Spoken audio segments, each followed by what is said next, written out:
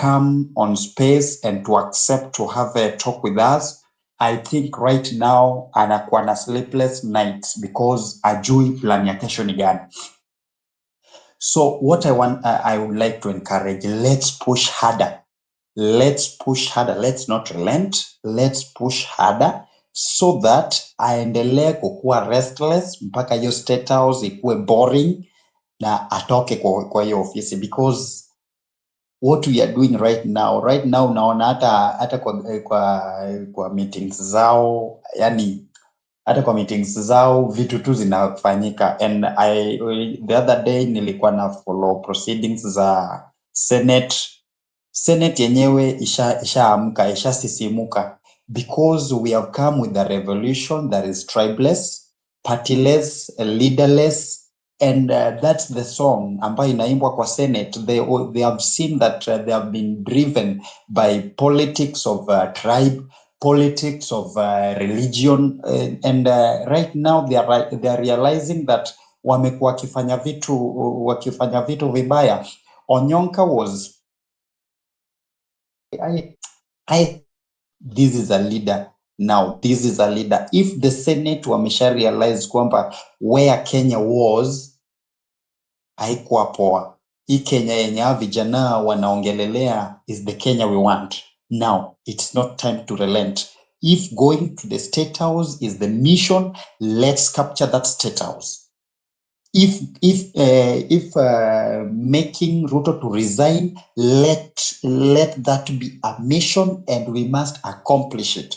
Because if we give him a chance right now, all these nasty things that are happening in this country will continue. Another one will come and he will continue looting. He will loot and loot and loot even the generations that come whatever. So if we are not going to stop this now, brethren, I'm telling you, we are going to leave this country. What?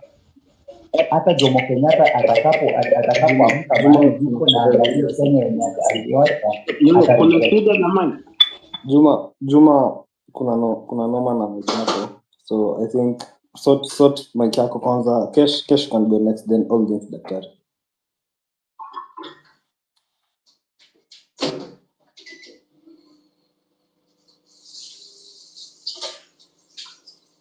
Kesh.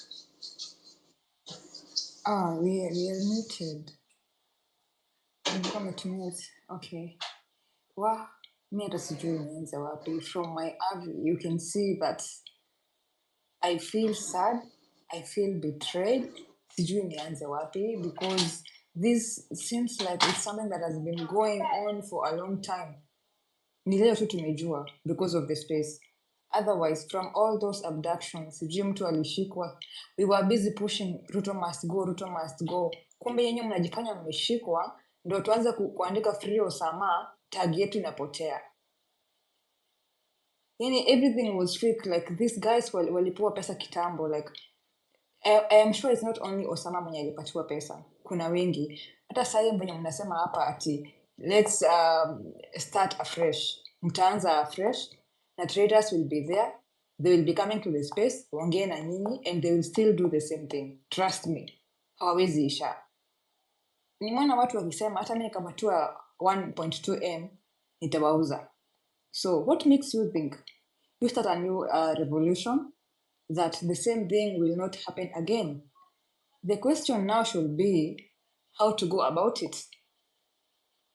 Mkishika like mkijua kuna traitor ama you just stand firm with your revolution. Say ati unajua ati because someone is a big wig akona many followers, you believe the person ati print our banners sijui tokea wapi, and mark you watu waliingia parliament, was he in the streets? He wasn't. After the parliament protest, the next protest, was he in the streets? He wasn't.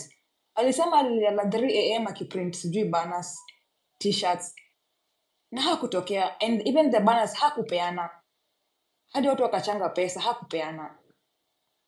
So all this while someone was abducted, alikuwa State House wana agree the terms to be paid to sabotage the movement. And we are always here kwa space, tuna host space, tunaambiana ati Ruto ni mbwa, sijui Ruto sijui ni man. I've never felt so heartbroken like today as I speak. Because me, I was doing this, I have been fighting, not because someone is fighting. I have been fighting for myself. I have been fighting because I'm paying tax. I know how it feels. Whether I am in Kenya or not, I have families that depends on me. I am working here, I am still paying tax. I know the heat. I can feel the heat. That's why I've been fighting this long. And then you come to realize that someone you trusted so much and you were like even unatumia mtu namba huyu, hii namba ya huyu CS, hii namba ya huyu. Imagine mtu kama huyo ashalipwa, next who will be killed?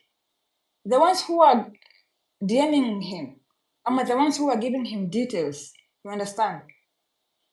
Man, I don't know, like mimi I lack words. I don't know what to say, but I am so mad. Sasa nikapata na Osama. I don't know.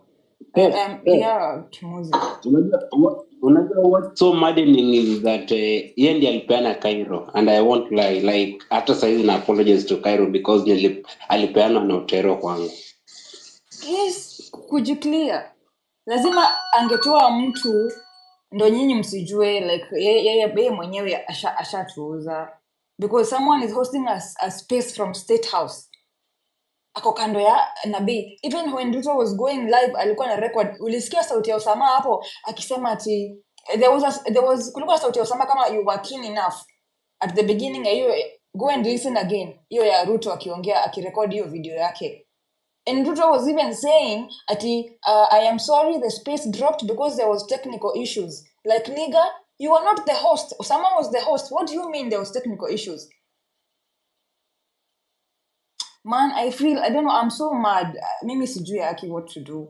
Nikikasirika huwa naanza kutetemeka. Right now I am like tuk Twitter. I'm so mad for real. Juu mimi sikuamini of all the people. Mimi hata I thought Cairo ndo alituuza. Because I know Cairo akwangi mse straight. Only to realize that it was Osama. Just because of small money. 1.2M unauza. People were killed. People were being buried today. Like parents are crying. People are mourning and you are there taking small money that cannot even buy life. Me, I don't know, but if kama kuna next demonstration, Mwanza na Imenti, have we meant Mwanza? Because me, I am so fucking mad that he did this, knowing that people were killed, even innocent children were killed. And you know Ruto very well. Ruto ni mtu aliua 35 witnesses ndo ashinde kesi ya ICC. You take the money before kuja kuambia watu ulihongwa, he's done with you. Atakuondoa, you are the next. Bro, I don't know man, this thing is so fucked up. Mimi nimejam vibaya sana. Because I can't imagine I took all my time, ninakaa home for a week. I fight for this movement only to come and get betrayed. Tunaamka kesho tunaingia State House, mkaanza kutuattack ati watu wako diaspora msijaribu kuongea as if we are not Kenyans, as if we don't pay tax. Next ni ati wase msitokee State House, mshalipwa, you are paid peasant money. Kwanza Kesh, naweka kuambia watu wa diaspora wako na hasira because we see how systems work. They don't know, like hapa corruption mtu hata angeninulia kufanya such move. Bro, I don't know, like sisi tulijitolea, even diaspora people ndo tulikuwa tunatoa the largest amount of money to all kufanya hizo vitu zote, alafu nakuja kusema sijui watu wa diaspora don't talk, ati kama wewe ni mbaya tokea streets. Like unatubeba aje? Me aki sijui, I'm so mad. I might start crying right now, but because I am so mad. You see, imagine like mtu amezikwa leo. Parents were crying. I was watching that video hadi nikalia. Bisili Kamau, Rex. And then to imagine somebody who is close to Bisili Kamau amehost mtu mwenye alimuua. Can you imagine that? Somebody who ordered alileta hadi hitmen from Uganda, alileta hitmen, hired them, akakapo juu kwa I don't know whatever, wakapasua mtu kichwa, the brains were out on the road. It doesn't even hit in your brain like, kwa pale unafikiria tu, I will be given 1.2 million. My friend, 1.2 million is not money in this Kenyan economy.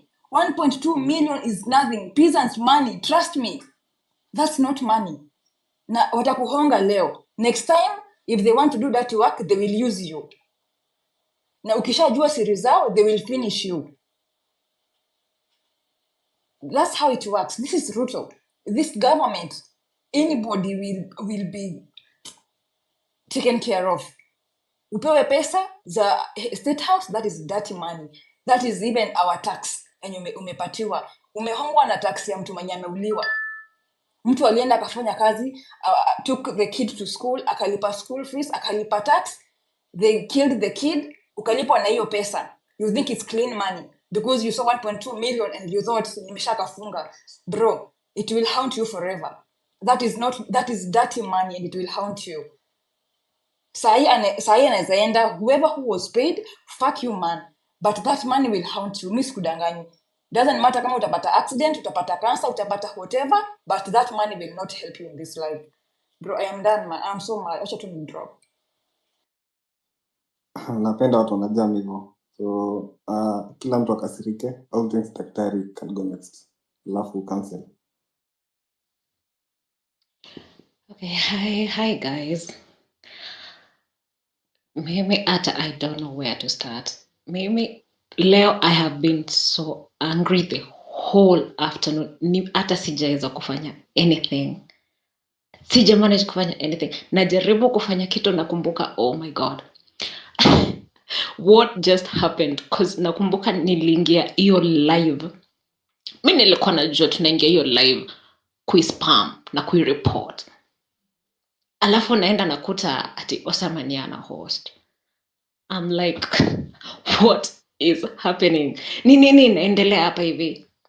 Alafu nakaa hivi nakumbuka jamaa nilikuwa namtumia messages kumpea ma intels on what is going on.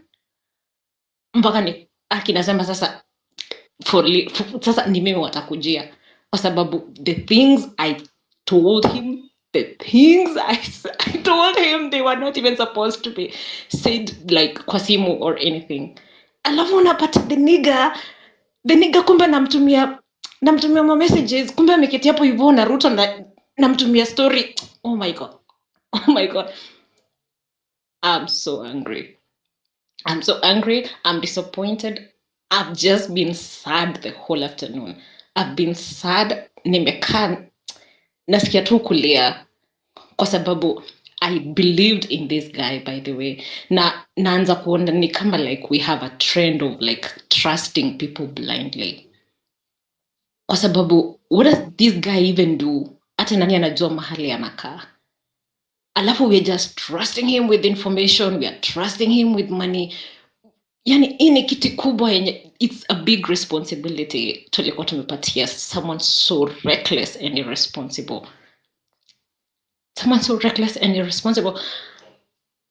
Nileka hivi mimi nimekaa hivi hata sijaweza kulia kwa sababu nakaa hivi nakosa hata words that could explain what is going on. So this motherfucker decides to sell out the entire continent was behind us. Nilikuwa nakaa hivi naona watu Nigeria wanasema you guys keep going. South Africa they're like we want to be like you guys. And then what? We did not work this hard to come to this point. We knew it was going to happen, but we didn't expect it to hit us this hard. But inafika mahali mtu anasema, okay, it has happened. So what do we do from here? How do we go about it? Do we like just stop trusting everybody? Do we by the say ananiboni kakutana na yeye sahi mahali aki I don't know how to fight but naweza mpiga na mwenye anamjua like vizuri na aja mahali anakaa amwambie tusiwahi kutana like mahali ndi spot nione wewe ni Osama kwa sababu mimi I don't think I'll be able to control myself. I'm so mad. Na kama kuna mtu ako kwa hii platform sahi na unajua umelipwa, you need to go fuck yourself. This is a Friday evening. We're supposed to be enjoying our Friday evenings.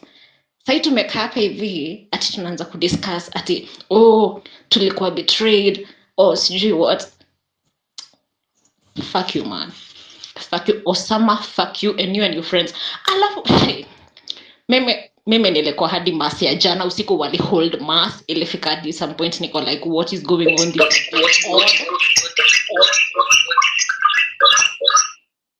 Okay, someone's mic is on. Mpaka na hivi nakumbuka Billy akisema ati kwanza sasa mniite brother Billy. Fuck you Billy. Fuck you so much. Na wacha niwaambie au watu wasiwairudi hapa, na tunafaa kuwa na like a code of, I don't know, just an understanding ya mtu akitu betray tukiwa tumempea that kind of trust, what should be done to that person, kwa sababu hatuwezi allow watu waende scot free for doing something like this. This is a big thing. It's a big change. We're expecting change. So why are we here in the first place? Why are we here? We shouldn't be here. Tunafaa kuwa sahi tukisonga the next step. Yes, we have achieved what we have achieved right now, but we haven't, hatujafika mahali tulikuwa tunataka. We had goals, alafu watu wenye mna expect ati ndio ati wanawaongoza, ati kutuongoza, kwa sababu anyway we didn't have leaders, but we can't help but feel betrayed by what happened. But mtu ukipewa hiyo platform, you should know it comes with responsibilities, and unafaa kujua it's a burden you're carrying, whether umekuwa like, okay, tuseme kama Kimuzi vile una hold this kind of a platform, you should know that kuna some sort of responsibility you carry, kwa sababu kuna watu wako hapa wanajua Kimuzi kama amehost hiyo space nitajoin, kwa sababu nitakuwa najua like people are going to join, na watu watakufuata in one way or another hata kama hawakuambii. Sasa watu walienda maandamano, mtu amepigwa risasi kwa kichwa, mamake anaona brains za mtoto wake kwa barabara, alafu siku ya mazishi yake mamake anakuona, na wewe ni best yake, anakuona huko ati unaongea na Ruto hapo hivyo, ukijuanga what he has done. What is that? What is that? Kama uko his space na unajua umelipwa, please toka and just leave us alone. By the way, you just leave us. Utuache tujiorganize, tujue vile Sunday tunaendelea na mambo zetu, kwa sababu hatuachi juu yako. We are not stopping now. We are not stopping anytime soon. We are not stopping until we are done. I'm so angry, and tunafaa kuwa tukijua mtu akifanya hivyo what we should do with them. Na Osama anafaa ajue uko nje hiyo pesa kidogo. Sasa what is 1.2 in this economy? What is 1.2? Itakupeleka mpaka wapi? Wewe ataenda alewe, after some time utamwona amerudi hapa, oh guys I am sorry.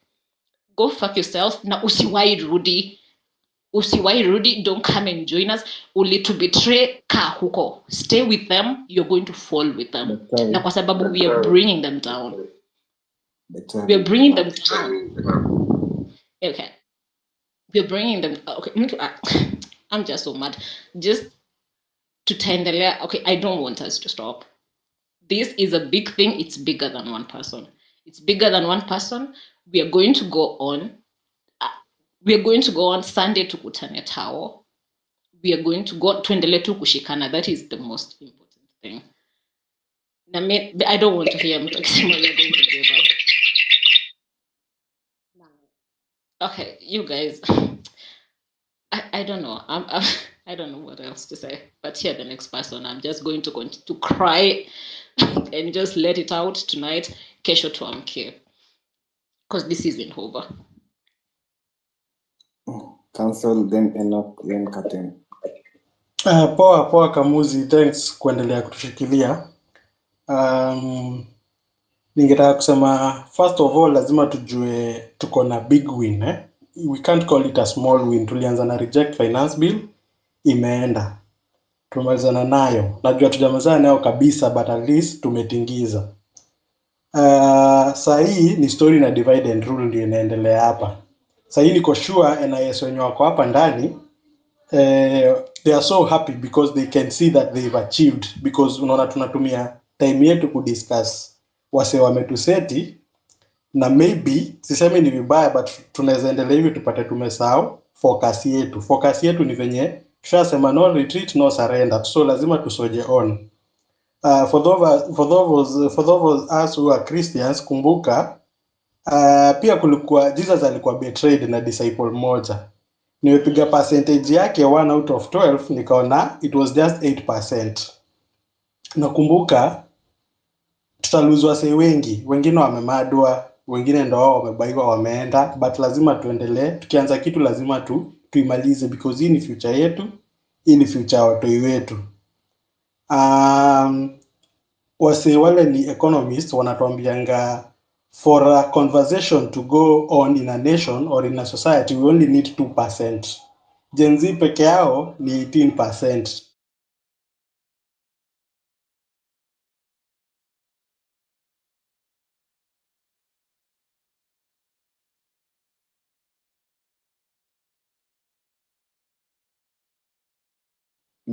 Amedrop ama kama cancel kunaishia net, so Enoch can go while anasort issue yake. Okay, good evening. I know everybody is mad. Everybody is really questioning whether this cause was valid. All I can say is I'm really disappointed. Very disappointed, because like me personally, I have taken up this war because I'm fighting for the future of my kid. My son is 4 years old, and I want him to have a better future in this country. And that's why we need change in this country. Even our parents, for other kids, the parents who were giving their kids, their sons, their daughters money to go to the demonstration, they wanted a change in this country. Nevertheless, that being said, remember the aim, remember the goal, what we have been saying. We are readerless, we are tribalist, we are many, we are coming, we are everywhere. That's the message we should actually be saying now. The message that we should be spreading is we are still together in this war, we are marching forward, we are strong, we are a readerless, we have no reader. They can select a few people who they think are our readers, and they do whatever they want to do, but the struggle continues. Honestly speaking, actually today in the news, you saw that NHIF have, I think, 6 billion unaccounted money. Which country are we building when people are just stealing money the way they want? Which future are we having for our own kids? Actually, there's a tweet which has been doing rounds where I think somebody tweeted saying, one day we will say, here are the ruins of a country that were destroyed by the readers people erected. We are heading there. We are really ruining this country. As young readers, I think I'm happy I'm seeing Hanif is here. As young readers, this is a message which we really need to push forward. And as young readers, what are we teaching this young generation? The Gen Zs, these are guys who are 20, 21, 22, 23, 24. These are guys who are out of university, who have lost hope because they don't have jobs.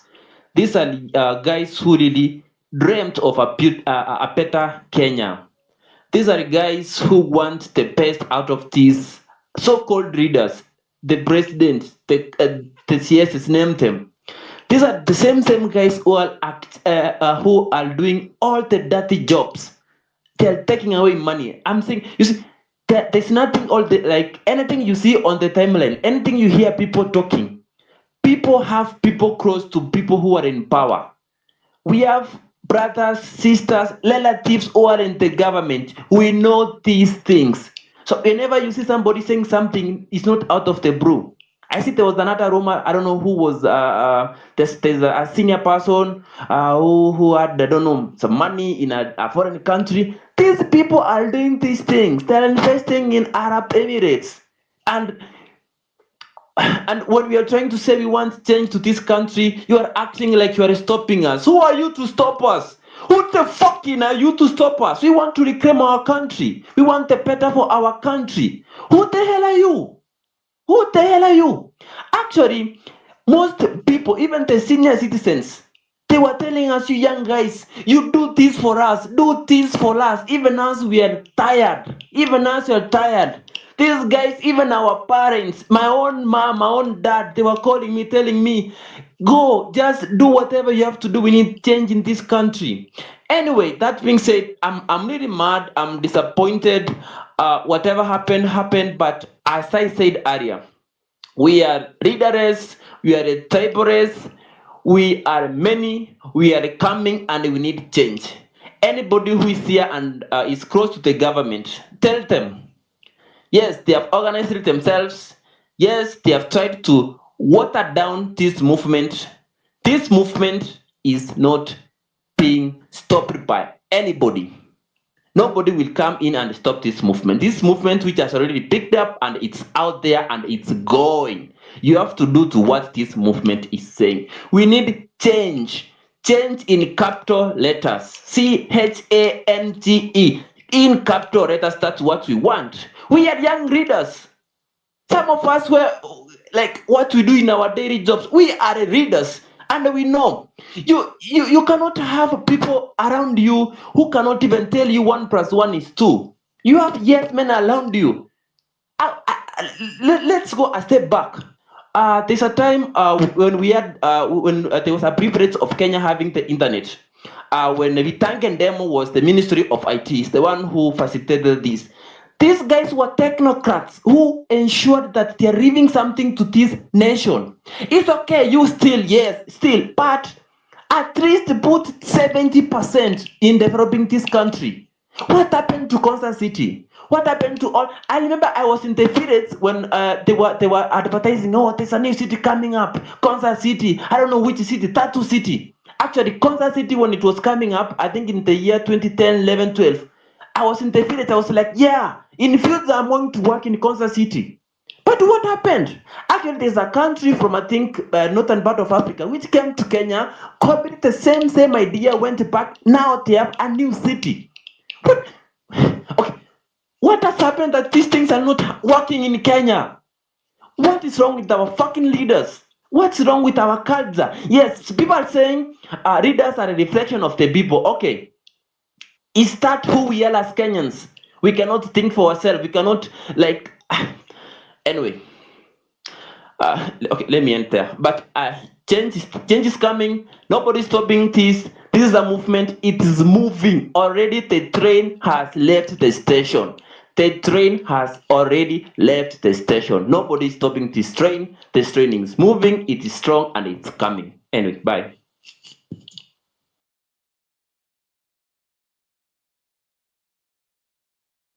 Captain.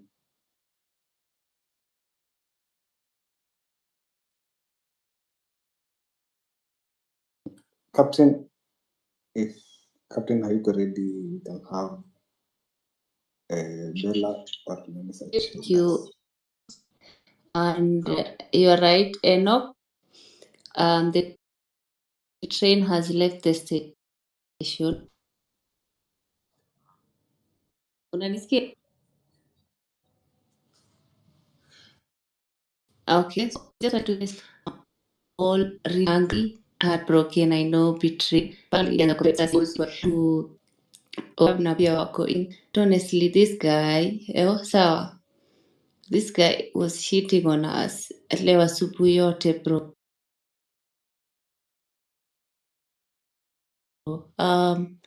Akiambia basi na profile picture ya nyuma ati mvalishe kangol ati mimi kenye inani hurt na Osama because me I knew he was bought ni how he continued it up until the very end mpaka kiwa State House he still yani this guy yani what kind of of mockery is that this guy was in State House and then was out. Anyway, I don't know what the government was thinking, wakidhania that by one person and it is the big lie because Osama did not start this. So you just be sad na kesho tunaendelea. Aluta continue, please do not be discouraged. And there's something you guys seem to forget. So I need you guys to sit back and understand how much we've achieved in just some few weeks. So June will forever be a special month for everyone. A very, very special one, Tena. Okay, we've the not any of that is bored or anyone, hakuna mtu anaweza chukua hii kitu, you see. And kwa ground unaona sisi, unajua kazi, we really think hii kitu iko control Twitter. No, kwa ground side they don't worship politicians. You see, they don't worship them. Hawa sasa wanapewa dosi yao. So I need you to understand how much you achieved. Our easy set, yes, we are dealing with such a ruthless, dirty people. It is okay.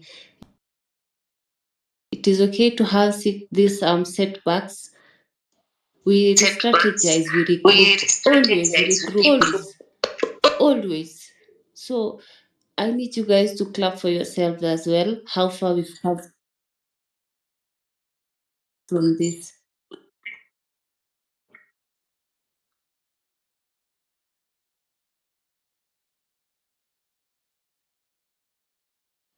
Hanifa, think kuna issue na mic yake.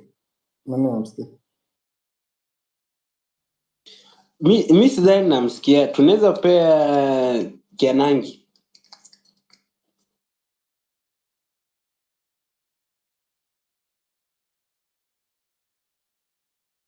Kianangi, you can go next.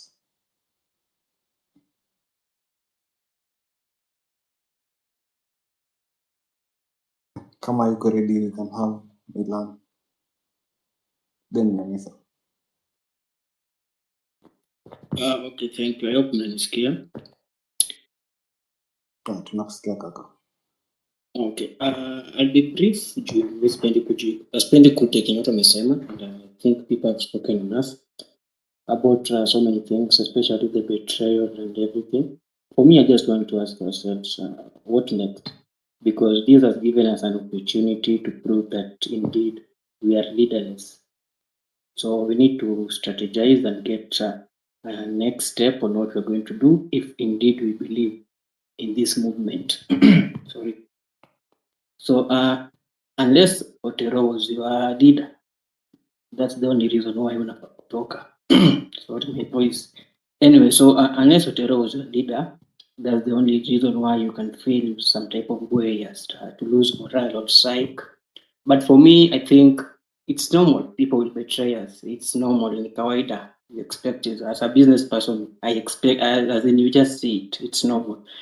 So I need us to strategize on the next step, and especially we need to show them that we are indeed leaderless. So let's go out even bigger. But now, what are we going up against? Are we going against Ruto? Like Ruto must go. Or are we going to ministries? Are we going to IEBC?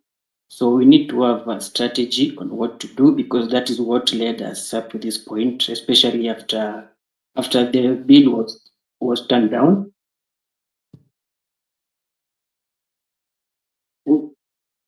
Someone should mute their mic. Okay, thank you. So after the finance bill was withdrawn, people lost sight because we started Ruto must go. And kuna watu, they are pro Ruto. As much as they were against the finance bill, they still support Ruto, and it's fine. It's their right, you choose whoever you want, and you didn't let that issue. So we need to know what we want to achieve.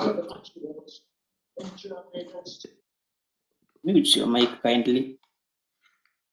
So we need to know what we want to achieve. So we go step by step. But the most important thing is that I'm taking this as a positive thing imefanyika. So we have an opportunity. Yani tuonyeshe tu. Sasa we can Hello, we can are you guys gonna, hear me? if they buy more people, bado we still go. Watu kama sisi mimi, I don't think I can be bought. Because for me it's very personal. Anyway, so I don't want to repeat myself, and I understand everything going on, but let's try as much as possible as we talk to give up suggestions and options on what to do next. Thank you and have a good night.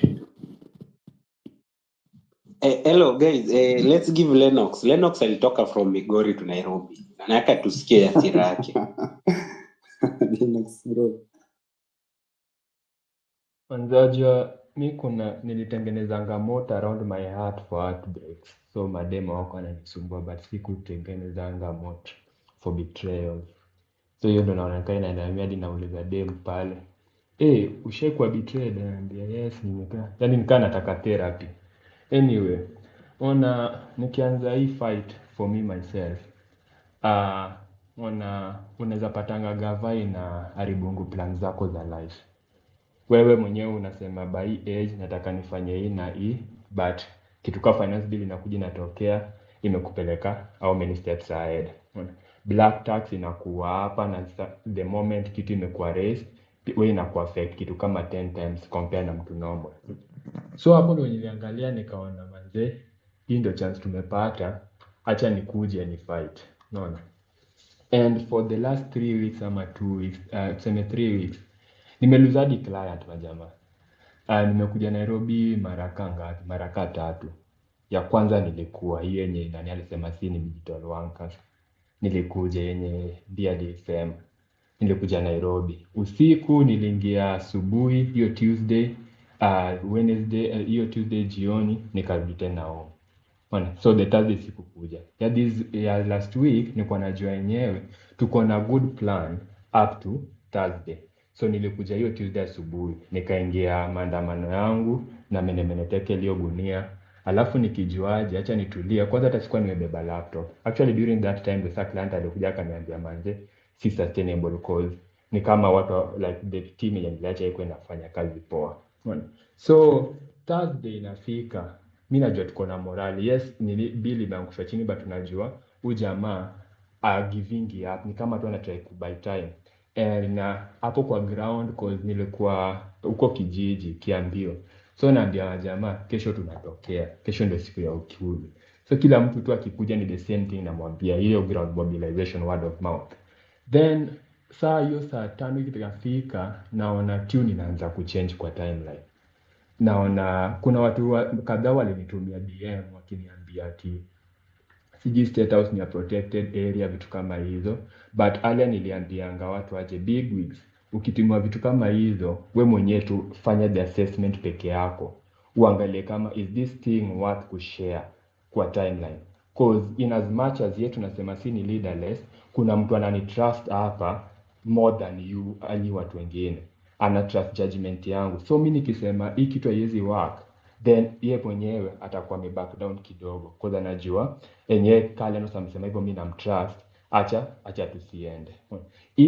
Kama issue ilikuwa kuingia State House, wewe mwenyewe ulikuwa na goal, wewe mwenyewe ndio like ungefaa uchukue hiyo party kuexplain ya watu mbona inafaa tu move on na mbona tufai kuingia and wapi inafaa tufike. Sio kwenda kuambia watu msiende. After tujaenda tunaenda wapi?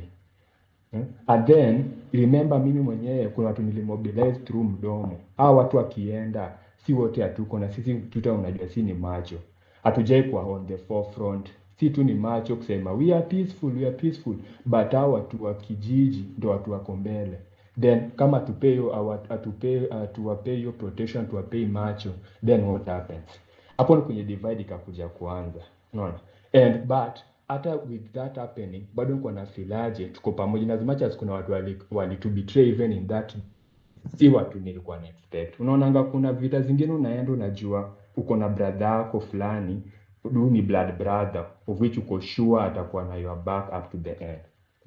So ya leo ndio tuseme kitu imeniuma kidogo. Watu wengine wataongelea about kumove on. Mi naye sasa si move on kidogo, bado si move on. So watu wengine wataongelea hiyo. So leo the thing imeniuma was that mi hadi mwenyewe nikachange profile picture yangu nikasema ni Jacob Juma. Tukasema sasa leo ni sisi ndio sasa tuna run a parallel space. And niko sure hiyo ingekuwa very vocal worldwide. Unaona? Cause tunajuaje the whole world was watching. And hiyo ilikuwa place ya kusema yenyewe people are tired with this guy. Unaona? So ajua pia nilikuwa nimeingia hiyo space cause ilikuwa pia tuna spam. And then nikasikia hey guys msijali. Hapo nisema sawa. Kashanga tu mara moja juu ikani take some time ku process cause hata kuna code nilikuwa na deploy hakuna kitu nimeandika since then ikani take some time ku process so najaribu kujiuliza what could have gone wrong. Is it that hii kitu imefanyika from Thursday up to today ama kuna kitu imefanyika prior ama ni ile kimbelembele yake ya kawaida. Kwa sababu tunajuanga ni kierere yake moja ilikuwa ile time ya CG list yenye Polo Kimani alimkataza hapo haikituka ya kwa kushare. So then maybe is it that mafanyia maybe something ilikuwa premeditated. So mimi from my side hata kama mtanijudge mimi nitaeka hivi. Mimi nilichukua Osama kama brother. And at this point niko ile place ya you better have a good explanation for this. Cause mimi mwenyewe nishapitia hizo heartbreaks zote manze na type card amekuwa heartbroken. So kitu naweza waambia tu like as the last thing ya kusema ni it had to take time tena kurudi pamoja but naambianga hata watu that I work with that to make sure that mistake kama hii isifanyike tena. Ku make mistakes sio mbaya but ikifanyika let's ensure that tumecover hizo holes so that next time ikifanyika tuko immune to it.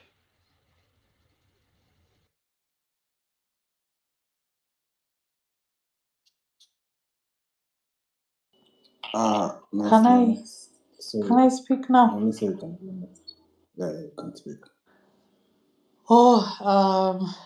Hey, I don't even know how to start expressing my anger. But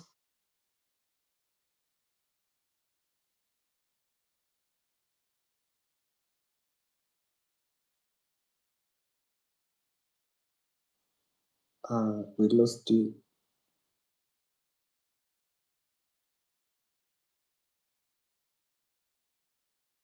Kuna msee anaweza msikiza kweli?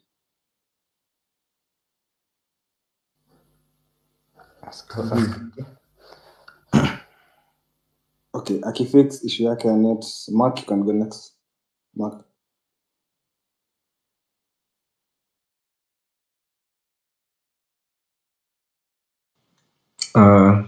Can you hear me? Loud and clear. Okay, thanks so much. So I'll go straight to the point. And as we said before, these spaces are not to cry as much as we are angry. We need to sort of focus on what's going on. And 2 days ago, we had another space that was titled Reshaping the Revolution. And I had the opportunity of talking to you about government infiltration of movement. Sorry about my voice. Niko mgonjwa kidogo. So as I said that day, when the government is unable to possibly identify leaders to negotiate with for a particular movement or ways to actually break the movement, they will do one of these 5 things. They will try to expose, they will try to disrupt, they will try to misdirect, they will try to discredit or otherwise neutralize activities of the movement. And I encouraged us to actually research on other movements that have happened in other parts of the world, especially the Occupy movement. So as you can see, some of the strategies that have been employed, hizi ndo tulisema ni counterintelligence procedures. And what we have seen today is one very good example. So a negative public image has been created for target groups, especially the outgoing influencers. You saw what happened with people like Kina Cairo. Now you've seen we have people like Osama. And this will continue to happen. And the reason this happens is to actually weaken and delegitimize any sort of action that seems to have been taken. For example, the abductions. I've seen already people are saying that all abductions are fake. Well, you will be surprised. Not all abductions were fake, but maybe some were. And we will actually be getting to see the truth on this. So, on the question of infiltration, we should be asking ourselves two questions: why and how. So na ndio nimewa encourage kuji-educate tu, because Ruto employs Machiavellian tactics, and as you can see right now divide and rule imekuja vibaya sana, and you can see that some big accounts are pushing the narrative that influencers took over the movement and actually replaced intellectuals and people who are actually passionate, which is not really true. And I will actually encourage all of us to not individualize ourselves with the movement. It's not about us as individuals. All of us to make big sacrifices, and that is the key thing that needs to continue happening. All of us taking our key individual roles, even as professionals. And I will actually move on to the next thing that we have talked about. So nimesikia watu wakiuliza what next. We should actually be thinking about ways that we will hold the promises accountable. And as we hold the promises accountable, let us also do something that is called seeking social vengeance. So innocent young Kenyans were actually killed. Na hatuwezi sema that we will just sit back silently because due to the space imefanyika. Those guys are still dead. So we need to keep up with the vigils. We need to keep up with what has been planned for Sabasaba and many other easy vitu zenye we had already started Occupy Everywhere.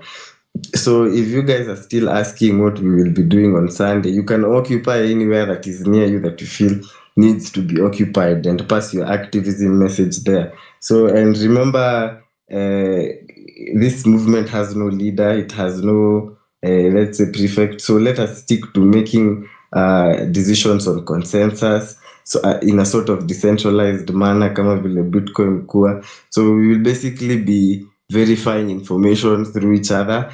Hii hakuna hii mambo ya sijui all of us trying to type stuff with capital letters to seem like we're giving instructions. That is actually one of the ways that we are letting government win with the misdirection. And maybe I'll wind up there so that I can let other speakers quip on the matter. Thanks.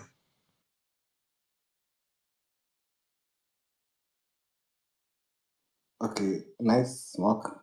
Breezy, then Neves, you can go next.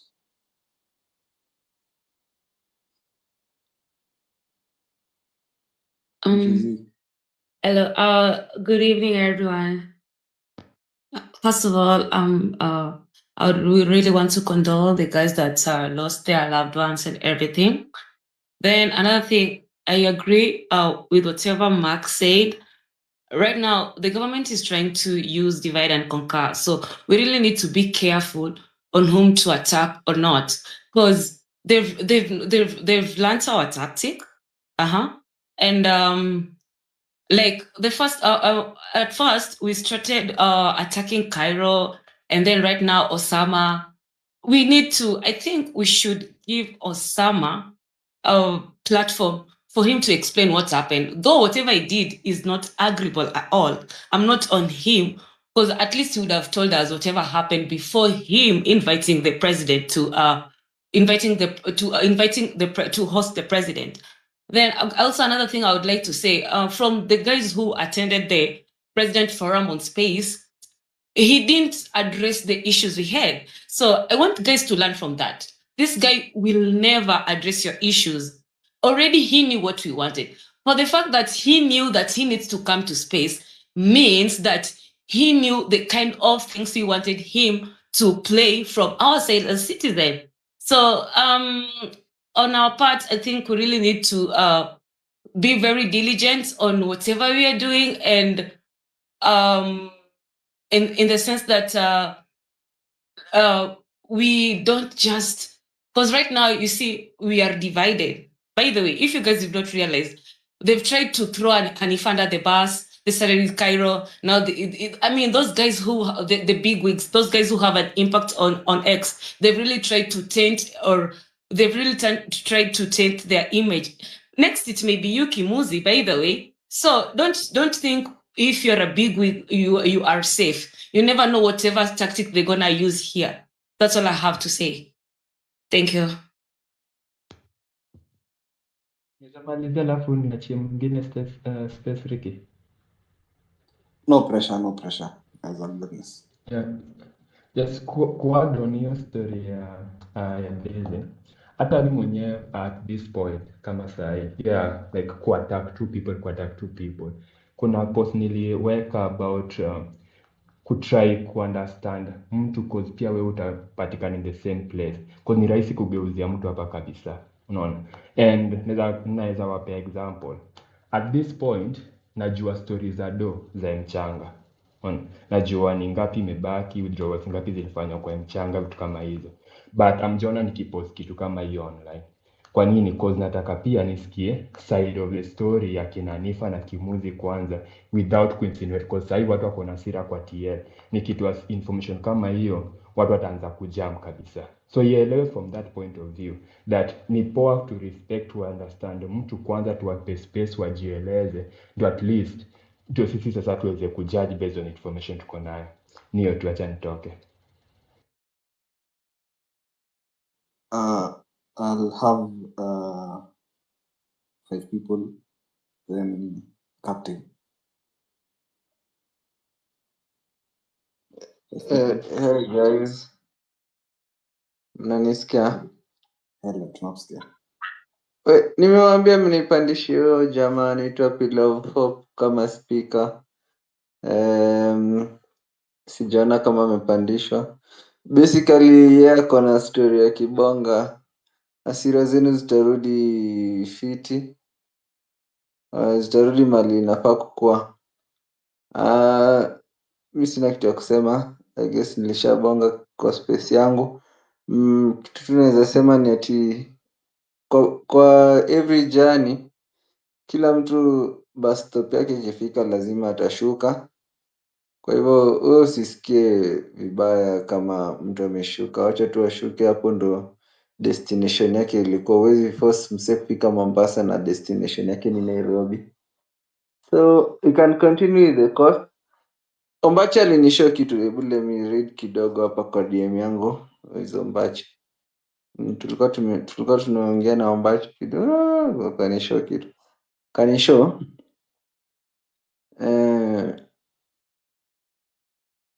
Kanishow tusi give up. Alinishow tusiwachilie, otherwise wataanza kutuokota one by one. Then akasema he'll keep fighting. Kuna pesa ya kutosha na hata sio mingi, kwani watu ni wajinga aje. That means tu anatuambia tusikue bot. Nata watu walitusaliti first round. Let me tell you something. The fact that leo kumetokea another character haimaanishi huyo mse mwingine pia ni msafi. They are birds of the same feather. Wote ni wasaliti, hakuna mtu mzuri hapo. But anyway, vile tu mmesema hao si leaders wetu. Jamaa anaitwa Pillar of Hope, si mnipandishie tafadhali abonge. Kindly Kimuzi and Ricky and Jelani. Ati anaitwa Pillar of Hope. Nimetumia hadi hao watu nini. Nimetumia Ricky na Kimuzi handle yake kwa DM. Okay, acha nicheck. Mkipata time mtamwad basi, but he has something to say. Kabla aongee hasira ipungue, mimi niko na hasira. Imagine kuzunguka police station unauliza, "Oya, afande jambo. Nionea mtu anaitwa Billy Simani hapa." Kidogo nashuku, wewe ni nani na umetoka wapi? Huyo ni nani unatafuta? Unaanza kuhofia pia wewe unaweza shikwa. There are a few guys that we went out kwa police stations kuwaulizia wako wapi. wengine nasikia walikuwa walijiabduct, something yenye imeniuma sana because I thought we were fighting this thing all together. Unatafuta mtu mwenye ako mahali tu yeye amechill. Unapiga simu huko kwingine, huko mmepata aje? Pata polisi wameanza kuharas kuuliza nyinyi ni nani, mmekuja hapa kama nani, huyu alishikiwa wapi? Unasema mtu alishikiwa Rongai na saa hizo uko Mudhangari police station. Umeruka police station ngapi kutoka Rongai ukakuja mpaka huku, you know? Yeah. Nasikia tu tukutane mahali hivi nipige nduru. Niko na hasira vibaya sana lakini let's fight together. And then Osama alisema kwa zile t-shirts na banners zenye alikuwa ameprint, mimi ndo nilikuwa na distribute. Yeah, it's true. Aliprint t-shirts na banner ziko, t-shirts nishapeana, zimebaki kama t-shirts kama 5 hivi ndio zimebaki peke yake. Banner ziko, sio eti alinipatia nikaenda kuweka kwangu or anything, because I've got a lot of inquiries. Naambiwa pia mimi tulikula pesa ya t-shirts. Mimi nilijitolea kusupply to, because naendanga most of the places, so I can reach out people around Nairobi. Kuna wenye wamekuja town nimewapea, kuna wenye nilikuwa nafanya delivery nampatia pia yeye, namwambia ndio hii t-shirt utokee. But what happened on Tuesday ni the banners, the reason why I didn't give out the banners ni polisi walikuwa wamejaa tao na banners zilikuwa mingi, so the moment ningebeba nianze kuzipeana and they were all over. Ukienda hii kona unakutana na polisi. Niliona sitaki kurisk, naweza bebewa pikipiki yangu irushe ndani ya gari iende kuozea huko police station na mimi sina pesa ya kuitoa ndani. That's the reason why I didn't give out the banners. For anyone who has any question to that. Otherwise, simulale vile mnataka bana. Hasira imepanda, hata msichana ukipata saa hii huwezi shikashika yeye vile inafaa juu ya hasira. Guys, tusikuwe demoralized. Watu wanakaa demoralized. Me actually I'm so happy. I don't know, like tumejua tumejua mahali kuna shida, because personally nyinyi mna jam na personally mimi niliongea na Otero. He has so minute details about all these things, so I'm like nashtuka hata nini inaendelea. Nilishtuka moja, but kuna hii mnajuanga tu mistrust inatokelezeanga from the betrayal inatokelezeanga from the closest people, you know. Hata mimi people are selling us out to the government bloggers, na mali tumefika, we are deep in the abyss. So msiogope ati mwanze mfeel demoralized. Otero was not the leader of the movement, you know this. He was not the leader of the movement. Hata mimi sasa hivi nikitoka, I am not the leader of the movement. Next Alifa toka, she is not the leader of the movement. So hiki tunataka iendelee, na tukirelent watajua walituweza na Otero walinua Twitter yote, because Otero ni Twitter. Do you want to be like that? Do you want to be owned? So nataka tusifeel tuko so drained, tunafeel energetic. Ndio tumeanza kindly. Beverly, unaweza ongea ama mbiti? Thank you. Nimeji excuse niongee juu nataka kutoka kwenye niko mwanzo. Thank you for the mic. The president is going to do us bad things. I don't know who is listening here, but let me just say this. Unaona vile sahi ametuanza kutudivide. Wale watu wenye ni stumbling block kwa uongozi yake yenye anasema ni ya miaka 10 wataanza tu kupotea pole pole. Kama yule mtu wa security alikuwa anaitwa sijui Mwenda Mbiju, hajaijulikana ako wapi hadi sasa. And again, sijui ni jana ama ni juzi, they were reading hiyo auditor general wa serikali. Alipeana so many loopholes kwenye vitu zimepotea, pesa imepotea. Saa hii we were the ones wenye tungeenda kuuliza. But ona kwenye tuko we are here discussing vile tumedivide. So huyo mama wa health anataka kuwalk out na hiyo sijui 9 billion yenye ilipotea kwa NHIF and other departments. If we keep quiet and we start fighting, Bevu ulipewa ngapi? Bevu kwaje? We are going to lose it, because once Raila alideclare anaenda AU, Ruto alijua akona loophole, akajua sahi akona inaitwaje vacuum, nobody is going to question him. And if you realize hiyo ndio ameanza kufanya vitu mbaya mbaya nyingi until akapata shock ya sisi wenye tulikuwa wengi na ameshindwa atahonga nani, until akafind the few people who quote and quote thought they were influential na ameenda amewachukua na amefanya nini, amefanya vile amefanya until now here we are. For those of us who were arrested, wakati tuliingia kwa hizo cells kulikuwa na wasichana wadogo very young, I think ni wasichana wa campus and some of them were form 4. They were crying wakati hiyo mlango ilifungwa. Hata mimi ni mara yangu ya kwanza kushikwa, but those girls who were crying, what are we going to tell them? Like tulienda kwa barabara kushtua serikali imetushtua back, tumeingia kwa nyumba tumeanza kulia. And now I think a good number of us sahi tumefika age ya kuoa na kuolewa, we are going to give birth to kids. If these things are going to be made laws in this country, it will be even hard for our kids to have better education. Hata sisi tumefanya free education, watoto wenye tutazaa watateseka because the few of us ndio watakuwa wana afford pesa kidogo ya hata kupeleka watoto CBC. Look at the president leo amesema hiyo time alikuwa anafanya press, I'm going to do changes shortly. Kumbe anaingia huko ndani kwa nyumba hakufanya changes. Sasa tuko hapa like ni kama nyumba ilikuwa inachomeka akatumwagia hewa kidogo tukatulia. Until sasa mimi nilikuwa nadhani akitoka hapa anatuma email kwa media houses awaambie these are the people who are going home. Actually angefanya hapo if at all he was serious. Amekuja hapa amecheka na sisi and he has left. And that's how ameanza kupoesha hiyo moto pole. And the people, the likes of Kimani, Chungwa and the other, when you're the majority in the Senate and the National Assembly, they are going to laugh at us. They are going to say finally ona vile wako nini, tukipoteza hivi 2027 we are going to have the same people and they are going to do us bad things. Sasa hivi president alisema watu wa serikali au civil servants wamekuwa bad from coming to Harambee. That's not enough. We could have said wenye wameifanya hizo Harambee waanze kuauditiwa. Sijui kama wanaruhusiwa kuauditiwa wakiwa kwa ofisi. Waanze kuauditiwa sasa tujue hiyo pesa alikuwa anatoa wapi, because there is no way you are going to give out those millions and your salary is not even a quarter of what you are giving out. Wangeanza kuauditiwa. So sasa amesema kwa wafanyikazi wote wa serikali msiende Harambee, endeleeni kuiba na mfunike mdomo mkule pole. Hiyo pesa mnapeka Harambee kuwafunika macho, let it be. Also, you see vile tulianza kuongea hii mambo ya finance bill, it's not like, of course we have our wins, but it's not like tumewini sana. Hatujui after hizo siku zimeisha what is going to happen. For the few of you here wenye mmeishi, that is wenye mlizaliwa kitambo, you know how the government does. Wakati, let me use the Raila as an example, sorry wafuasi wake. Wakati Raila alienda kufanya mambo ya BBI, is it BBI huko Harambee House, akina David India, akina Mudavadi and so many people walitoka kwa kampi yake.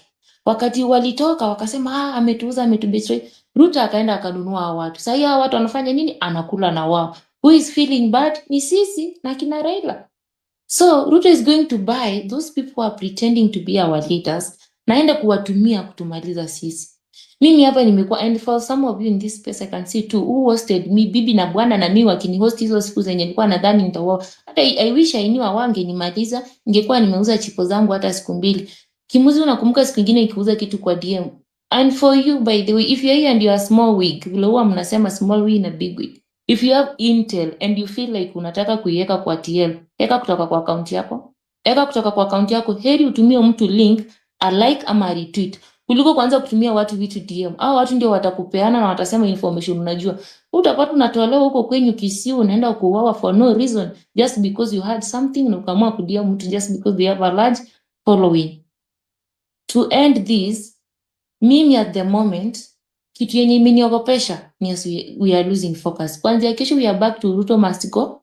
Kwa Kisii wanasemanga umuntu ganye mbere ndiye afanye kitu mbaya. Inamaanisha wakati umeua mtu ama mtu amekufa while you are doing something, you wait until hiyo kaburi yake imee nyasi ndio uende kusema alikuwa na deni yangu, tulifanya nini naye. But today when people who we were with, they were being buried, is when some of us are going to dine with the killer. It's very bad. Hata kaburi yake haijafika huko chini, hata wako wameloa mzazi wake, wale wazazi wenye, those of us who were in this demonstration, wale wazazi wenye watoto wao wamekufa ama watoto wenye wazazi wao wamekufa. Saa hii wakianza kusema kumbe mama yangu yeye alikuwa ama mtoto wangu alikuwa anadhani hii kitu iko serious, akaenda mkaa mstari wa mbele amekufa, kumbe it was all planned from the word go. Let's not be that way. And for us to maintain until 2027, wengi watajikata, wengi watalipwa, wengi watakufa. For the few people who are going to make it to 2027, just in case some of us die or something happen, ama hata tufunga ama tusijulikana kwenye tulienda, ama anyone, please make sure you continue fighting. Sahi kama president anataka kufuta, wanaitwa kufuta ama kurishuffle la watu, ma CS, waende nyumbani, na hiyo pesa yenye wameiba according to the Auditor General. Na hiyo ndio pesa sisi tunafaa kuendelea kulipa. Kumbuka hiyo pesa ilikopwa and then nasikia sijui ministry fulani imepewa pesa fulani. Haijafanya kazi but we continue paying, and kumbuka inaendangana interest. So until when are we going to have a better education? Until when tutaacha kwenda kufanya ma masters outside the country? Mimi juzi nimenyimwa visa ya US, I was going to do a masters but here I am nateseka. Is not like I'm better. Sikia walimu wameanza kulipa 17,000. Sieri niuze chipo zangu. I learn a salon. Acha nifanye mashauri zangu, nifanye vitu zingine za maana because but sasa mimi mtoto mwenye nitaza hiyo ndio maisha atakuja kufanya kuuza chipo kwa barabara. Can we continue fighting for a better Kenya? And for you watu wenye mko diaspora, mtu asiwahi Twitter akiwaambia eti anaongea hivyo na yuko Kenya. If you were in Kenya ungekuwa unapitia hiyo maisha. Na hauko Kenya because Kenya is not favorable. Na hiyo country yenye huko laws are working. Why is it that we have a 2010 constitution that is not working? And among the irreducible minimums zenye tunaenda kuweka sahi, let's include the president inaitwa executive to respect the constitution of Kenya. Si wakati mimi nimeiba na piwa fine ya 10 million, mtu amedivert pesa kutoka NHIF ya 9 billion yako huko ako free, anakuja hapa kutuambia and by information I don't know accountability. Shut up mama, we ni mwizi. Only that wewe uwezifikiwa sahi, your time will come. Tell me how Obado sahi anasema anarudisha hiyo pesa. Anarudisha aje? So aliiba, anarudisha ndiye kukaa kwa the government. There are so many bad dirty things that are happening that if we get divided they'll walk away, and it's our money guys. Honestly tunateseka. President amekataa kuajiri for the next 1 year according to the budget. Eti ndio wapate pesa wafanyie nini? Waibe wapeleke every ministry waibe, ama wanamchoteanga baadaye because there is no way he's keeping quiet. Anyway, mimi nasikia vibaya and I'm still not okay. But just in case of anything, muendelee kufight. If they kill you or they kill me, wenye mnabaki continue fighting. Hao watu wanadhani country ni yao. The day has come and they have to do. Hii kitu yenye Chebukati alipea Ruto, ataruru na sisi vile tunataka. Si atakuwa na make vitu kana anakuja kutufanya sisi ni mafala, tunaingilia tunasema the president has said. We are going to go hapa na hapa. And we have too much to say, but I have to go. Thank you, bye. Beverly, that was nice. I'll have the following people in order. Think wameka kwa space sana. Andy, Bella, and Jamrick. In that order, please. Andy, Bella, Jamrick. Bella anaweza anza kidogo ni sort out kitu moja alafu then I continue. So no pressure, Bella. Hey guys, mnanisikia? Hi. Oh, he? Mi by this sijui hata nianze wapi, sijui ni kujam, sijui ni kupili tu mebebo ufala. Hey my god. Because mbona hata tulikuwa tunapush hizo tags sijui free what nonsense gani hiyo. Na sasa ndio vitu mingi zina make sense because why Osama anyway. Kuna kitu nimeona Ombachi ame-quote kwa tweet ya Hanifa akamshow when you're running a race, you don't keep looking back because uta trip and fall. Chenye tumeachieve so far by the ni tuseme tumeachieve a lot. Sasa kama kuna ile tweet Kimuzi alikuwa ameweka ya the bare minimum zenye wanataka Ruto afanye. So hata tuseme ni 80% of that, it's better than 0. But betrayal huwa inadunga heart mali ungeamini, like una feel some sort of pain that you didn't know you would feel. As much as huwezi sema ni direct that much kama watu wenye wame lose their loved ones, like Rex, like that, basically that guy. Yani it's just so sad. Na ndo nimeona sahi like how people are asking questions because sijui ni ile fear ya kuuliza maswali at that time. Hiyo time watu walikuwa wamejam sana about the finance bill. Sijui ni hiyo fear that ungeuliza tu swali hivi watu wakurukie because a lot of things didn't make sense. So many abductions, but unajua tuko tu hapo, we are like no, none of us has to die through this. We are doing this together up to the end. kumbe tuna push tag za watu bana wako State House wana sign checks. My lord, hata so many abductions could make sense. Kuna ile ya Nyeri, kuna anyway, hata sianze kubana hapa, lakini pia Osama najua kwa hii space unasikiza na masudo accounts. How comes unasemanga your remote juu ya Sony ilibebwa na ulishikwa kwa Airbnb? Unatembeanga na ikiwa simu, ikiwa watch, ama exactly ikiwa nini? Ilitubeba ufala by the way, ile siku ya space yako ile the long space ile siku juu Billy was abducted. Pia Billy as fake as they all show. Kwendeni huko. Ati nani Kipchumba anasema I know you Osama. By the way, that was a red flag, but hatukuona hivyo pia that time. Tulifikiria you're just as famous as you make Twitter look like. Nika Twitter ni yako. By the way, Twitter si yako. Vile unamkanga hivi mtu sijui una feel ati war is war, unamkia watu, unaanza kuweka space kupasha watu. Twitter si ya mama ya mtu. And please, yeah, thank you for betraying us. At least tumejua. Vile tu 5 people amesema kwa kama mko kwa safari kila mtu akifika stage yake unashuka. Ameshukia stage yake. Tutabaki vile na vile Vivalin amesema wenye watabaki hadi 2027 ama whatever time. Ifika point una feel it's your time to alight the bus, please alight, let the rest continue. Si discourage mtu. We either in this fight together or not. Anyway, another thing on hii juu sahi bado tuko na hasira, we are still mad. Mali hasira nataka to direct ni Monday at the Ministry of Health tuna occupy MOH na commission your people come kwa hapa mjue tunakuja on Monday. You have to post interns and yes, pay to atacha interns and other irreducible minimums. Najua nao KMPDU mnaweza itwa State House weekend. Pia nyinyi mjidishi by the way, hamna adabu. Nini mkasavio chakula na mpeo hizo checks. But Monday tuko MOH, tupata nini huko. Otherwise, thank you for the space Kimuzi and your people in your diaspora. Hata hiyo pesa yote mmechanga.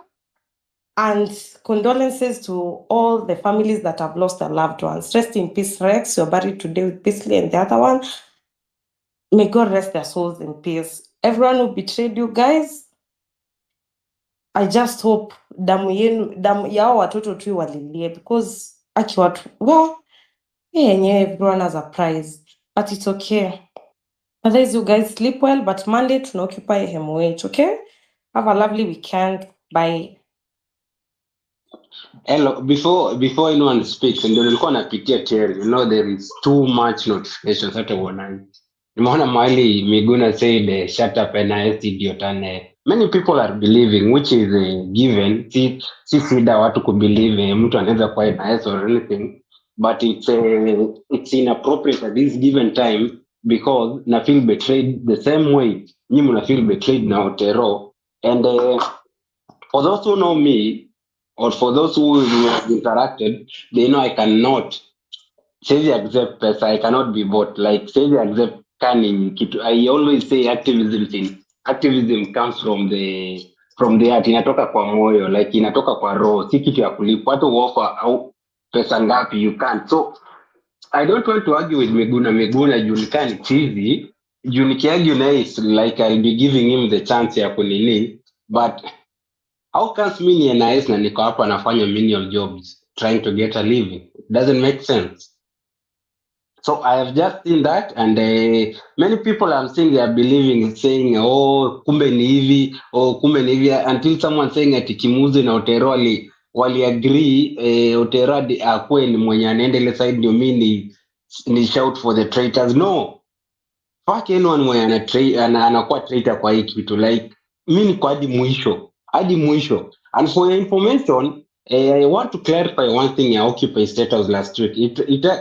The space ilikuwa one of the biggest na watu walikuwa people were so charged, and many people called, and many people walikuwa nalenga calls na text kwa naona because mimi nilikuwa to focus na Occupy State House.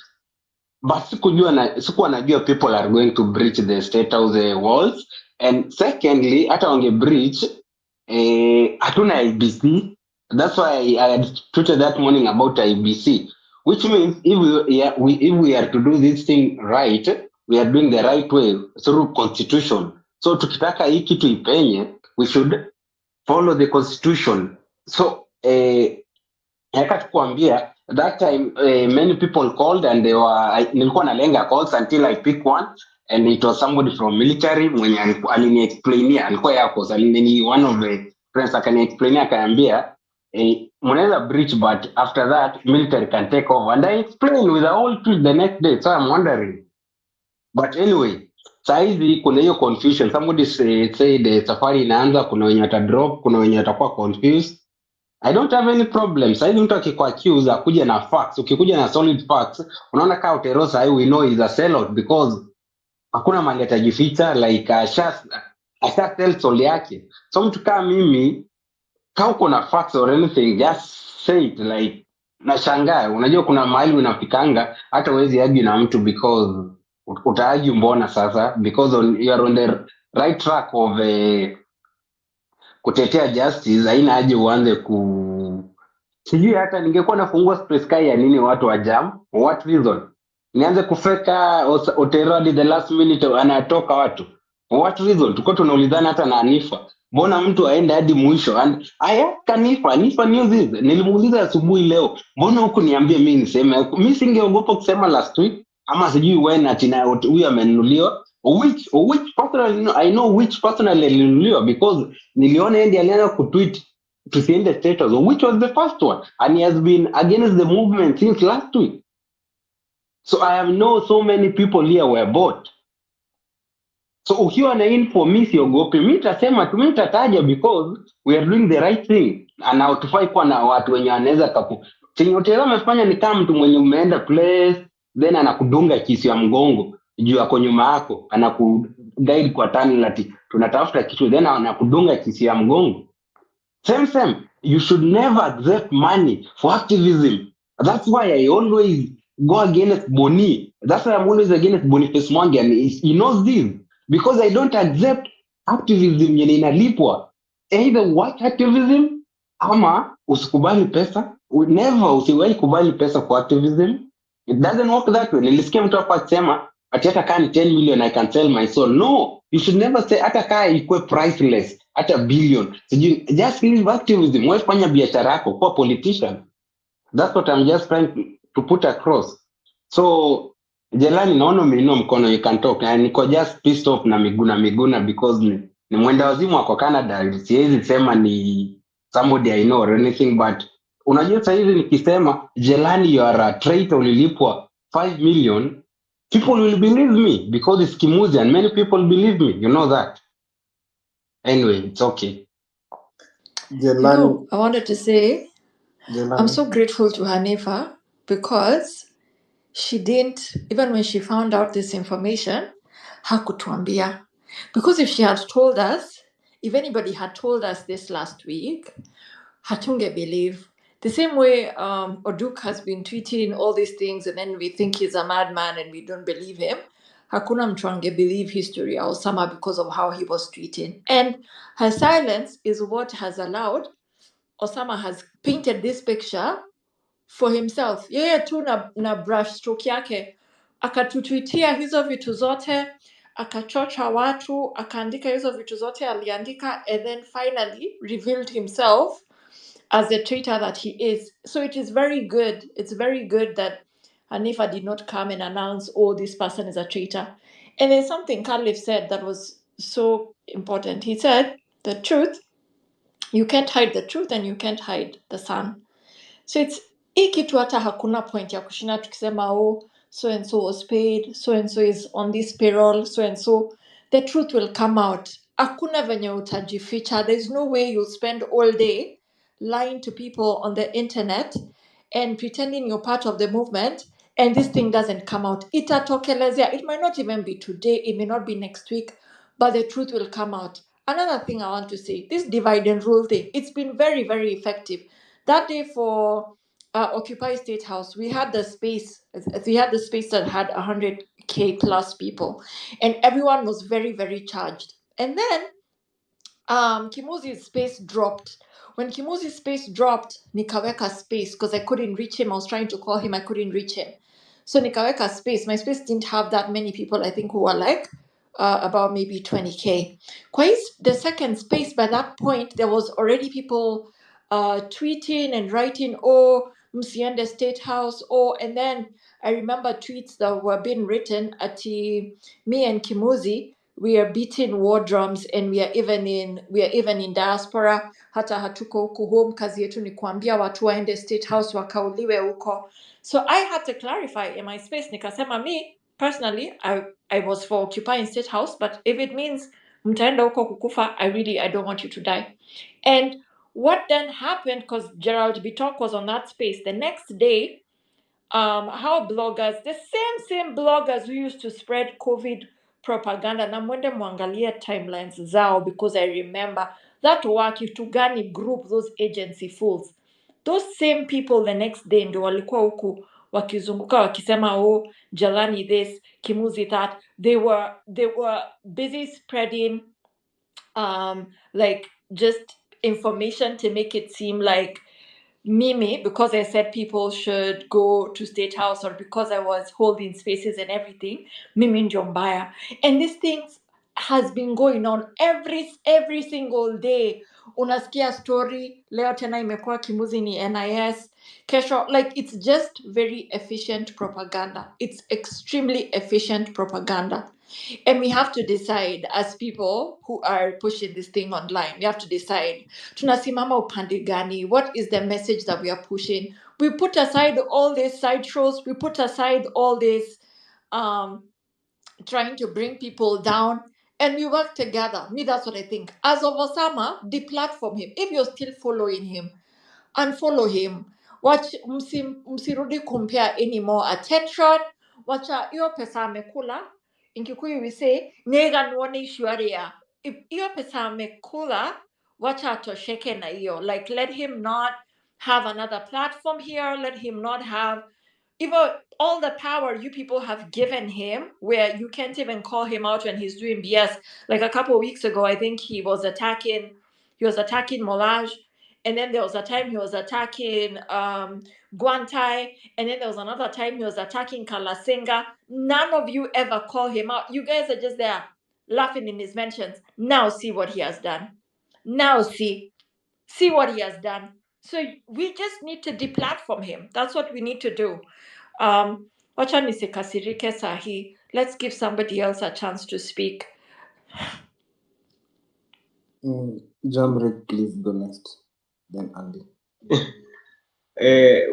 Like unajua the funny thing is we Ricky, pia wewe you're not a man enough, you get.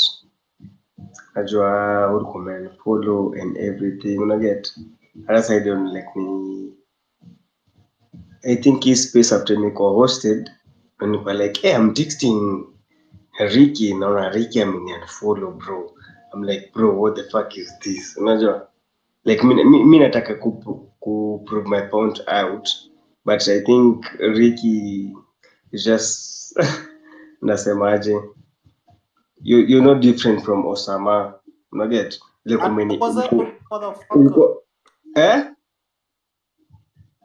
alisema akipewa 5 million hata yange fold mbwa sana. Bro, sasa cheki.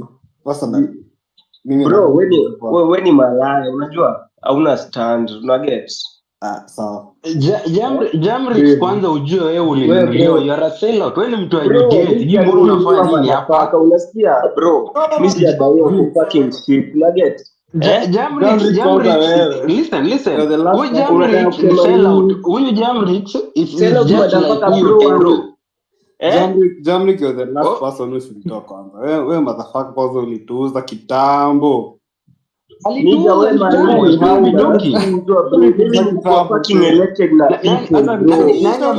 Nani amempea mic? Nani amempea Jamrick mic? Mimi ni kunichaguliwa na watu. Mimi nimempea mic. Tom Seban. Wewe ni sellout. Jamaa acha niongee. Decorum kidogo. Biti. Tumeanza side shows. I hope mnasikia fiti. I think I have several things to say. I'll pick from what Kimuzi said, because I'm one of those people who, I think that space that Lee and Kimuzi hosted, I was one of those people. And by fact that you are given such a platform to host people and to drive a narrative. I would get so many calls. Hey, Maze, you're doing well. Thanks for that platform. When you're able to host such a huge number of people, you have that basis. One thing that I wanted to say is what Kimozi has said. I think when you are perceived to be a leader or an influencer for this case, whereby whatever you say it affects quite a number of people, you have that kind of privilege. You also become a target. Today I said there is somebody who sent me something about people, and guys were saying just to list names. I think it's not fair because you have heard, you see, Kimizo has had attacks. Even the something that you say, people think that you're infiltrated. Yesterday, we were among those people. The government bloggers were saying, and if I see which age, Kimizo what age. That is part of what you expect in this. I'll speak about number one, what has been said, that I've always said this since time immemorial, that we are so many. Even when guys are bashing, I'm one of those people who's always very reluctant to attack someone. When guys were bashing Cairo, and some people were tagging me, best yako anatuangusha, best yako anachoma. I told them, sometimes I'm one of those people who don't come and say because I'm one of those believers that the truth always comes out. So this kind of things, the biggest propagandist, the most effective to do propaganda in government. And of course, divide and rule is one of those things. They look at a person they can approach to cause chaos. Number two, I want to talk about this abduction that we're talking about. During that time, I used to get so many calls. Mpaka kuna space yenye Kimuzi anasema nilikuwa co-host. Nilikuwa kwa border bana huko Kenya na Uganda, because even my friends call me, put a tag, they're coming for you and those kind of things. Funny thing, I never got any call or anything about being abducted or anything like a threat or anything of that sort. And for me, that brings me to the issue of integrity and the conscience and those kind of things. I don't know how people think 1 or 2 million of those kind of things can ever change your life. It's quite actually a very small amount of money. If, for example, mse kama Osama alikuwa na very big platform, huyu mse angetaka akuwe serious, angekuwa naingiza at least meter per month, just by the platform that he had, just by the outreach that he had. I'm one of those people who don't really understand what happened, but my psychology tells me that he's one of those people. If you look, and what pleases me the most is the disingenuity. Yesterday niliput hiyo tweet ya Hussein, nikasema let's have a parallel space, na nikatag Kimuzi na Osama, nikwambia what you do, let's have a shadow space such that chenye wase wana spew on the other side, you have a big platform, you can have our own shadow space. And this morning I wake up and I text Kimuzi, I told you I have an idea. If for example the president in his space will be talking about maybe health, maybe because for me, I'm personally issue oriented. I'm very, for example, interested in healthcare. So if the president is giving wrong information about healthcare, about education, let's have people actually who can come and give the banks. For example, I had even a very good evidence of all the scandals that I've been having in healthcare, and Roena Kuminja must go. People in education, whichever field. Mbiti, can I intercept you? Kiasi to 30 seconds. Okay. Actually, yesterday I had proposed we had a parallel space yenye tutakuwa tuna debunk the president. I even have the tweet, just like when Trump and Biden were having an interview with CNN. Robert Kennedy had his own interview with other panel of journalists wenye walikuwa wanamuuliza maswali exactly yenye wanauliza Trump and Biden. So I had actually suggested what we are seeing, and I'm sorry sikuwa na DM because ilikuwa imejaa. I'm seeing it now na tumeongea naye sasa hivi. Yeah, so that was my idea, because again, let's not get I don't like also people being emotional and losing logic, because the only way we are going to get whatever you want is when you become logical. So I had this idea that we just have something sober, because if the president is going to have his space, people are not going to of course he's protected, they cannot allow such kind. So we have logic. So I had this idea of a shadow, exactly what you're saying about, and I texted you the same thing. And I texted Kimuzi because I saw Lemayan had done a poster, and you guys, there was even actually a poster. So Osama quoted my tweet and he said, war is war, whatever that shit is, and people actually, so we were set. So me, I'm waking up and I'm expecting this, and then and then Osama texts me to be around 10, 11, tells me, bro, namuuliza form ni gani, are we set for the space? Akaniambia there's something that is ati kuna makosa imefanyika, I'll be the host. So I asked him, host, of course you and Kimuzi are supposed to be host. Akaniambia is going to host the space, the president. Akasema hey, so akaniambia I want you to speak what you have to speak about healthcare, and I tell him, hey, okay, let me think about it. And so I think about it and I ask myself, number one, there was no communication because I'm expecting we are preparing for this space. People are all psyched up. Even guys were calling me, guys were DMing me, space in others and happy and those kind of things. Because once you're in such a position of privilege, you understand that people actually believe in you, like people have said. You are given that position whereby you're supposed to influence and guide people. It goes without saying that there will be those people by the fact that you hold that position, like I noted yesterday about the space. And I've always been one of those people who was against people attending the president's space from the word. But you realize even people who think they have logic, ikakuwa sasa who is going to host the president? Ni kama mnalipwa host the president. I don't know, you want your profile to I don't know what comes with hosting the space. People actually sending the president, we want you to host us. And I came to realize like, hey, there are very few people in this shit who are very genuine about it. People forget that people have died. People forget that we are burying people. You know, people forget that wase walikuwa tear gas and those kind of shit. So for you are more interested about appearing to be the person hosting the president, do what and those kind of shit. So and then after that, ndo nikakaa chini nikajiuliza. Now at first I was like, okay, the president wanted a platform because we had said no. If the president is going to come to our platform, we are not going to his space. We are going to host him. So I'm like, naona Osama ndo host. But again, I came to realize Osama is in status.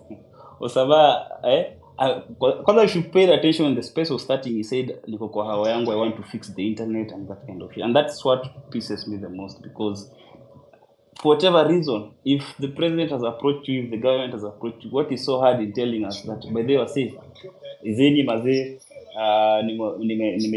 nimekuwa approach to host this space, I'll be hosting the president from State House. Number one, the first thing is just being honest. We never know what has happened in the background. We never know kama ulikuwa umetucheza, but at least what we owe us the most is that bit of honesty. Just be genuine and tell us this shit has happened. Kuna venye no, we don't even care about the details. Again, that comes to the issue of those people that surround you. Sometimes I find my life to be very easy because penye niko peke yangu, nobody knows where I stay, naishi huko mashinani na vitu kama hizo. But I find it difficult. You might also blame Osama, but it's very important that we take also those people around them. Start tracking those people who are abducted, whether it's fake or true. You come to realize it's not normal that this thing was just, the state is very organized from the word go. So it means there are quite a number of people who were approached from the word go, even if the abductions were fake or not. Mimi mwenyewe nilikuwa kipaumbele wa kusema fuck you na kutusi wasiwagava. I never got any serious threat that would say I'm under siege or I'll be kidnapped kind of shit. So the most important thing and the most challenging thing is say kitu yenye nalaumu Osama number one, wase wamededi bana. Your closest friend has died. People have died. Hadi wase wanazikwa left, right and center. Jana nimetoka ku attend postmortem ya msee alishutiwa huko Bungoma. Hawana shit. I even reach out to Anifa nisaidie 20k juu sasa tuko na maneno mengi. Unajua mazishi ya Western lazima watu wakudishi na hizo. Msee postmortem imebidi nimefanya postmortem, tumewave. People are dying wazee kwa ground. And then wewe unatupeana kwa some small money. So that I think it's just inhumane. You're very wrong. As I wind up, the point that has been raised by some, I think we expect such a thing to happen when you're fighting for such cause. People will come back, they'll be backstabbers, people will drop back, hey, let's not focus. Nimeona Murkomen wameunda njia nyingine funny, sijui tunnel. Wameshaanza kupata courage ya kuquote na kutweet upuzi. Umepata we are seeing healthcare, you'll see issues that happening. This government people will now get the audacity to take us to where we are. So the most important thing, we should not lose focus. I think I'm one of those people who said Nakuminja must go. Like Bella said, we have a doctor's issue, which is a very big issue. And I always have issues with Kenyans when people are fighting for important things. Like, how are you guys okay with doctors being on strike for 2 months, clinicians 90 days, na tumenyamaza? We might not be able to oust Ruto from status, but we can make it difficult such that akijua there's no Inakumicha can stand up and tell us shit because everything is crumbling. Wamadhe sahi hawana care, watu wa shule hawana afya.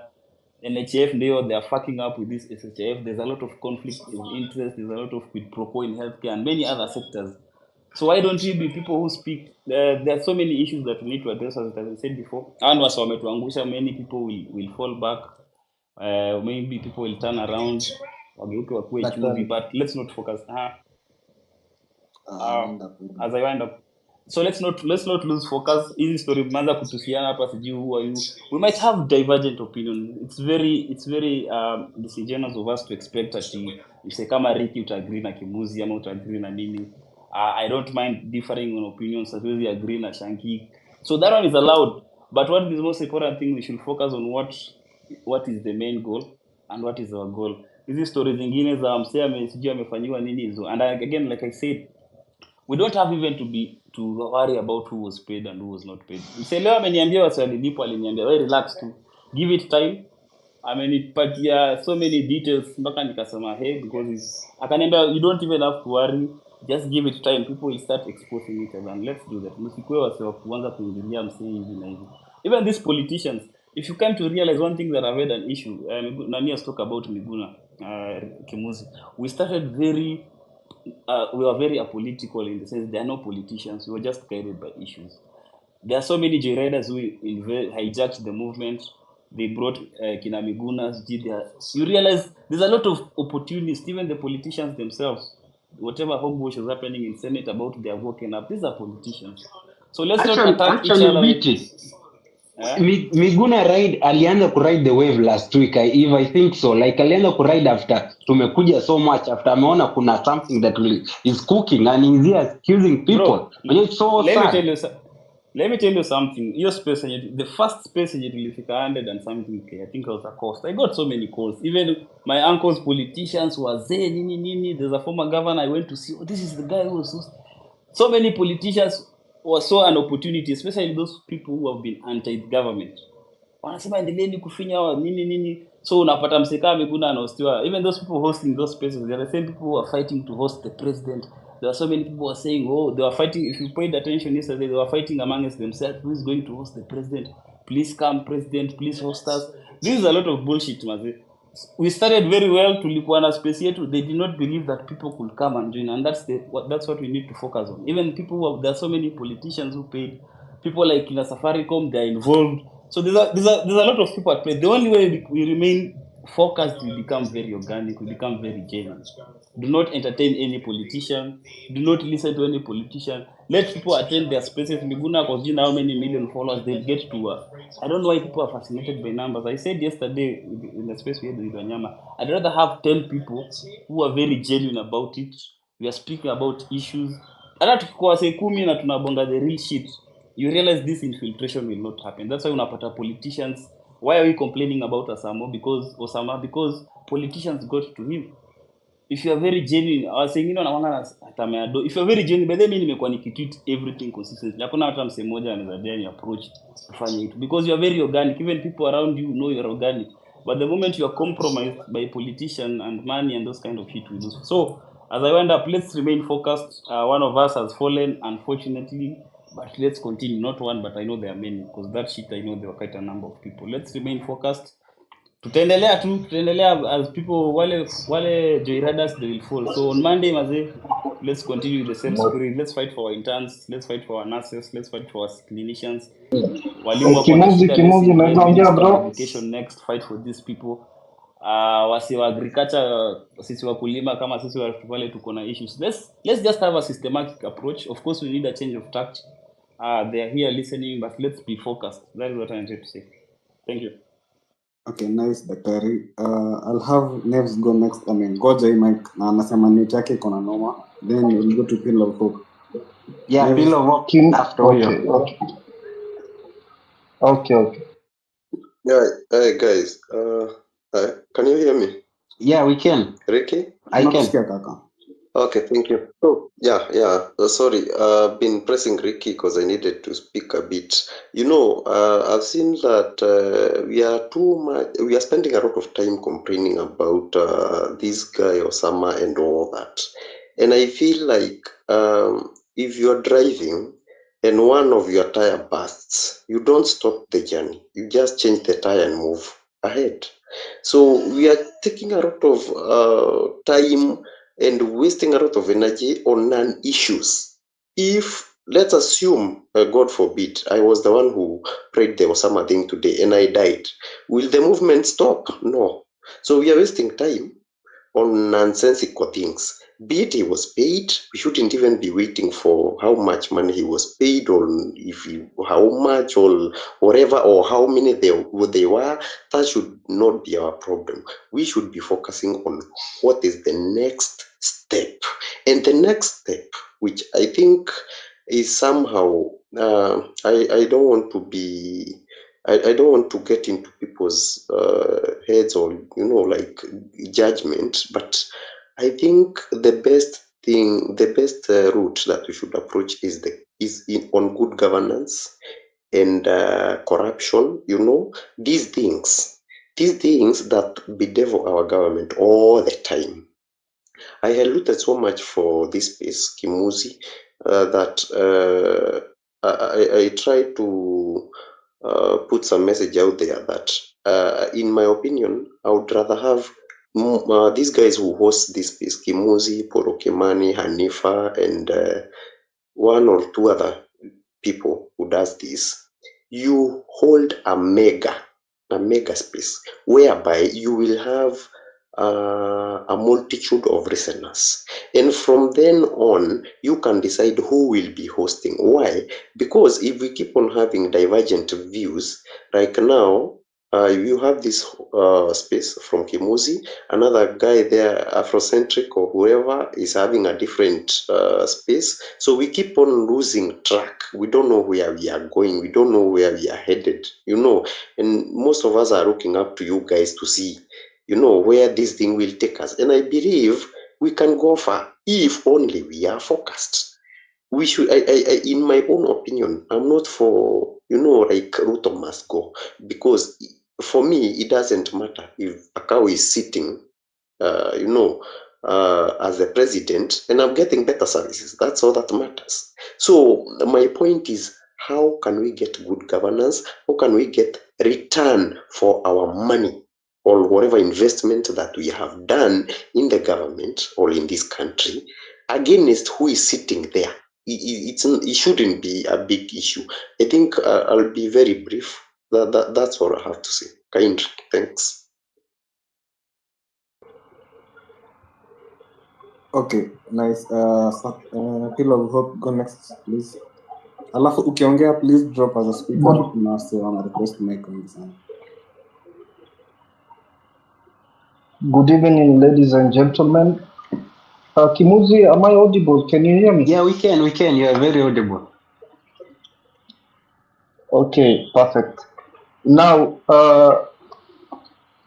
I wish to convey my deep condolences to the families and friends of the brave Kenyans that we lost in the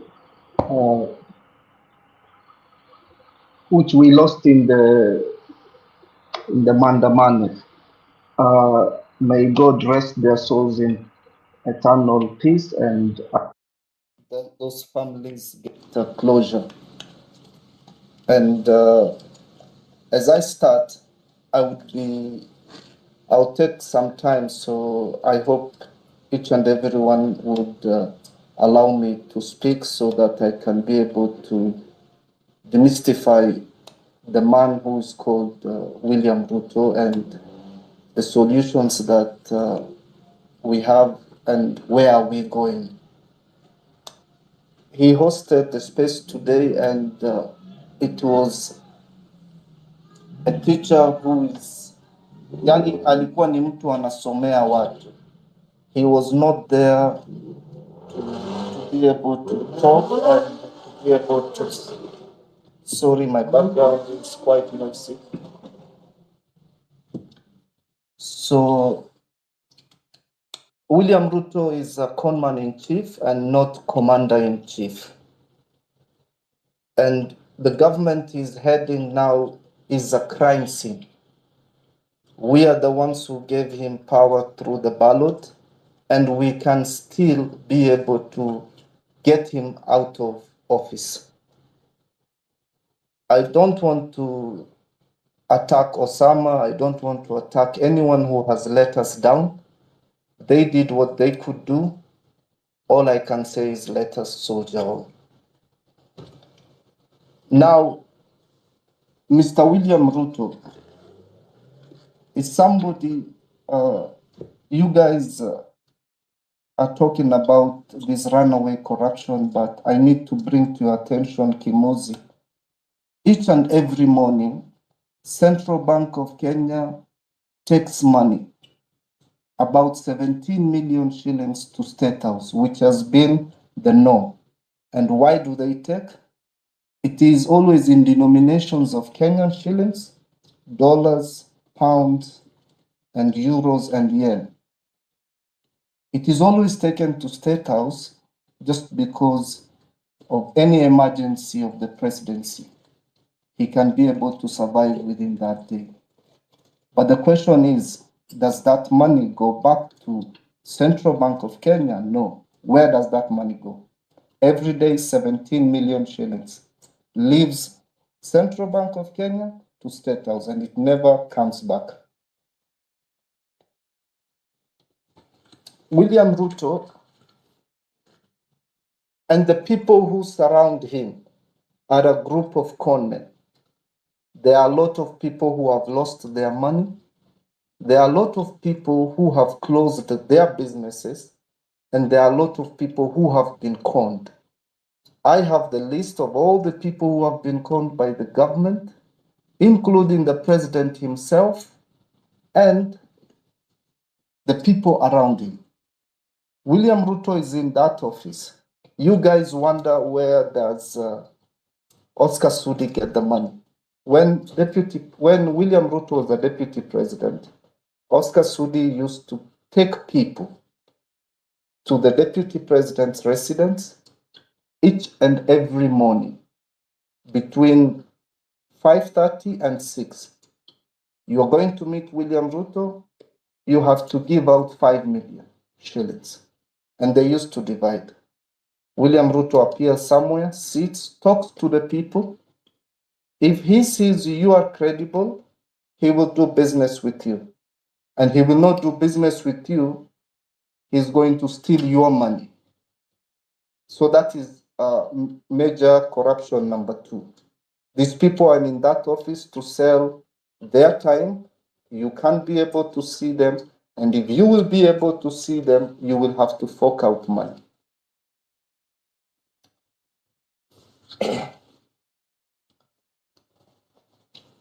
And this man, William Ruto, his litmus paper first to go for presidency was during the yes and no campaigns.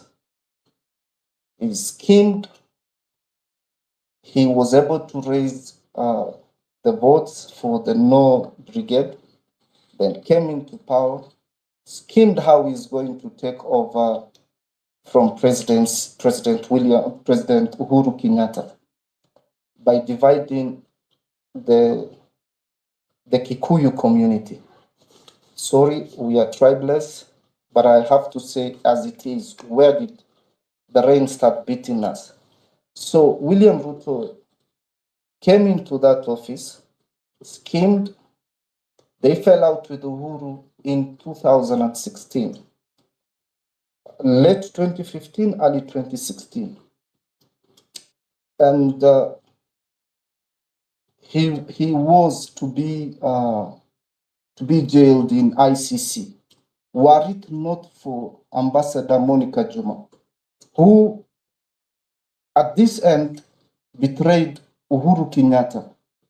She used to give information to her husband, and her husband used to give to Dennis Itumbi. And that is where the narrative of HNIB, Hustler Nation Intelligence Bureau, something of that bullshit came from. And McHugh, she's the only one who was retained by William Ruto in his government. Kimuzi, you can hear me?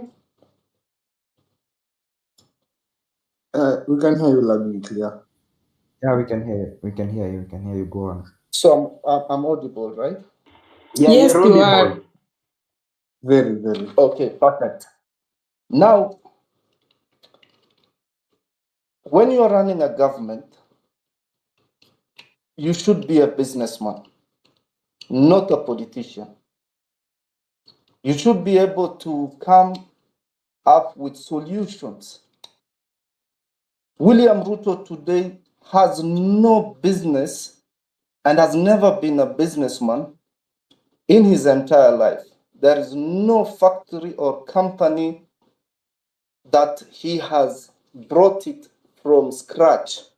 This is somebody today who I think in his all wisdom sat down and said, I was never employed until I became an MP. You heard that? So why would he want our children to be able to go outside, to go and have jobs, some stupid jobs in countries abroad, while his children here in this country have businesses? They are conning people, including even Nick, who was conned, a South Sudanese person, and other people who have been conned and were deported. So what you guys are seeing, you guys have not seen or heard of William Ruto. This guy, in terms of, he has zero respect even for a human being. That's all I can say.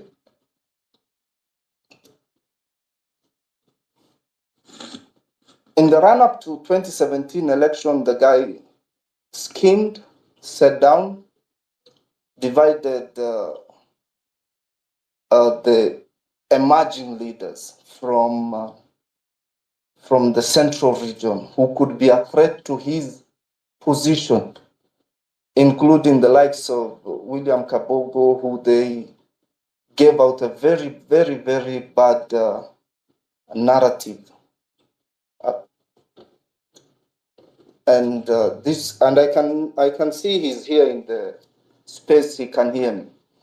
Actually, even you guys need to know that William Kabogo's son Alvin used to procure women for the PA of the president, and he used to be paid 400,000 shillings. And they used to take those girls to Riverside Drive in an apartment which was owned by Jomo Geshaga.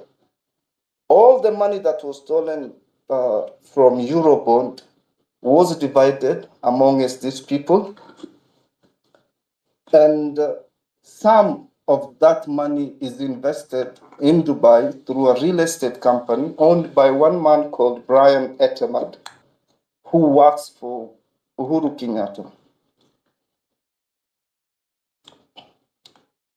Not to say that this money was stolen. It is now our time to be able to pay it back. But how do we pay something we've not been able to see its fruits? SGR was another scandal which was negotiated. Those people were brought by Jimmy Wanjigi to Kenya, but they were unable to agree on the commissions. The amount, yani Jimmy Wanjigi alioshwa na William Ruto na Uhuru Kenyatta, ndio akaanza kupiga vita serikali, akalipa nani? Jamaa anaitwa Alfred Kitera. And to silence Alfred Kitera, because he doesn't love women, what does he love? He loved money. And he's a fraudster himself. So what did they do with Alfred Kitera? They set him up with treasury bills. And he fell for that. And William Ruto was the one who was behind it. So that they can do what? They can eat the SGR in silence. The money from SGR in silence. Jimmy Wanjigi akapigwa vita, huyu akapigwa vita. So hii watu yote ambao wako hapa ni watu wa sarakasi. We do not have any person there who takes care of our interests. All of them are a bunch of conmen and fools, people who cannot be able to sit down with you and reason. Another fool is Kalonzo. Raila Amolo Odinga is somebody who cannot be given the presidency because the US government does not have anything against him. They do not have leverage. For William Ruto, they gave him the seat. And who helped him? They interfered with IEBC. Kimuzi, if you can remember, there was a time William Ruto alipiga kifua akasema, mimi siwezi kushindwa hii. You remember that, Kimuzi?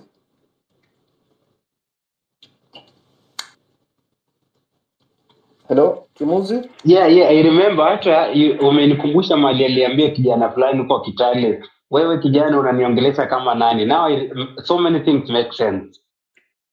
Now let's move on. Alipokuwa anajipiga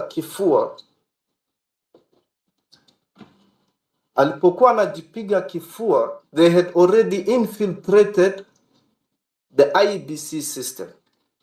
I swear by the living God today, kama yeye ni mwanaume alishinda hiyo kiti kihalali mbele ya Mwenyezi Mungu, anasema alikuwa amependwa, afungue saba ya IEBC.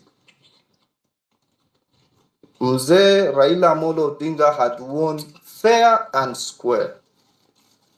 They infiltrated the IEBC through Davis Churchill, who is his IT geek, who I don't know what he does, but it was infiltrated. And that is why William Ruto was boastful. Uhuru Kenyatta warned us, told us all sorts of things. We did not listen.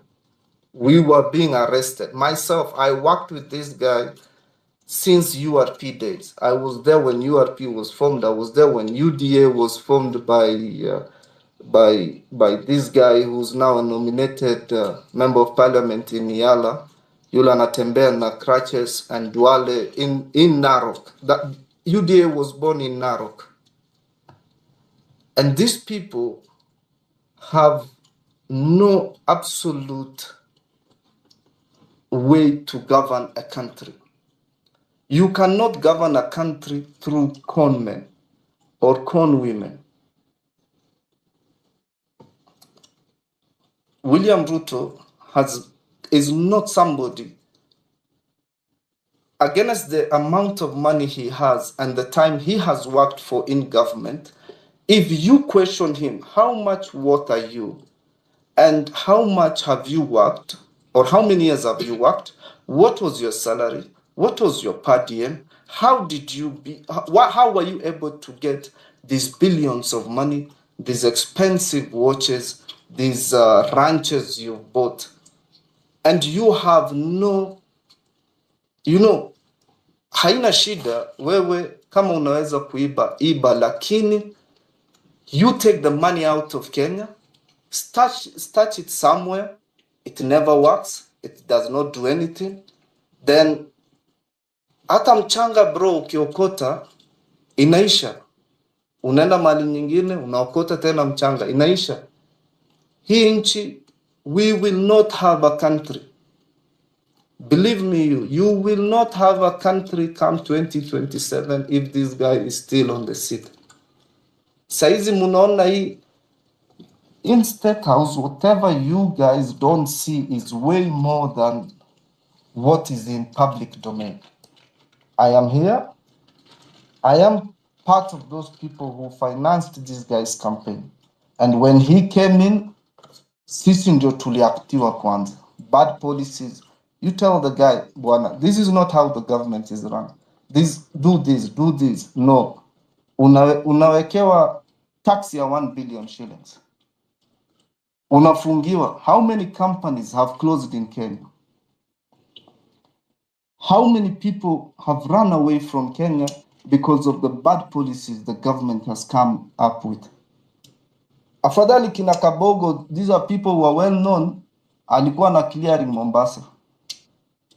Uhuru ni mtu alianza na flower yake akaanza hapa na pale. At least jamaa struggle. He knows how to earn a shilling, how to save, what to do.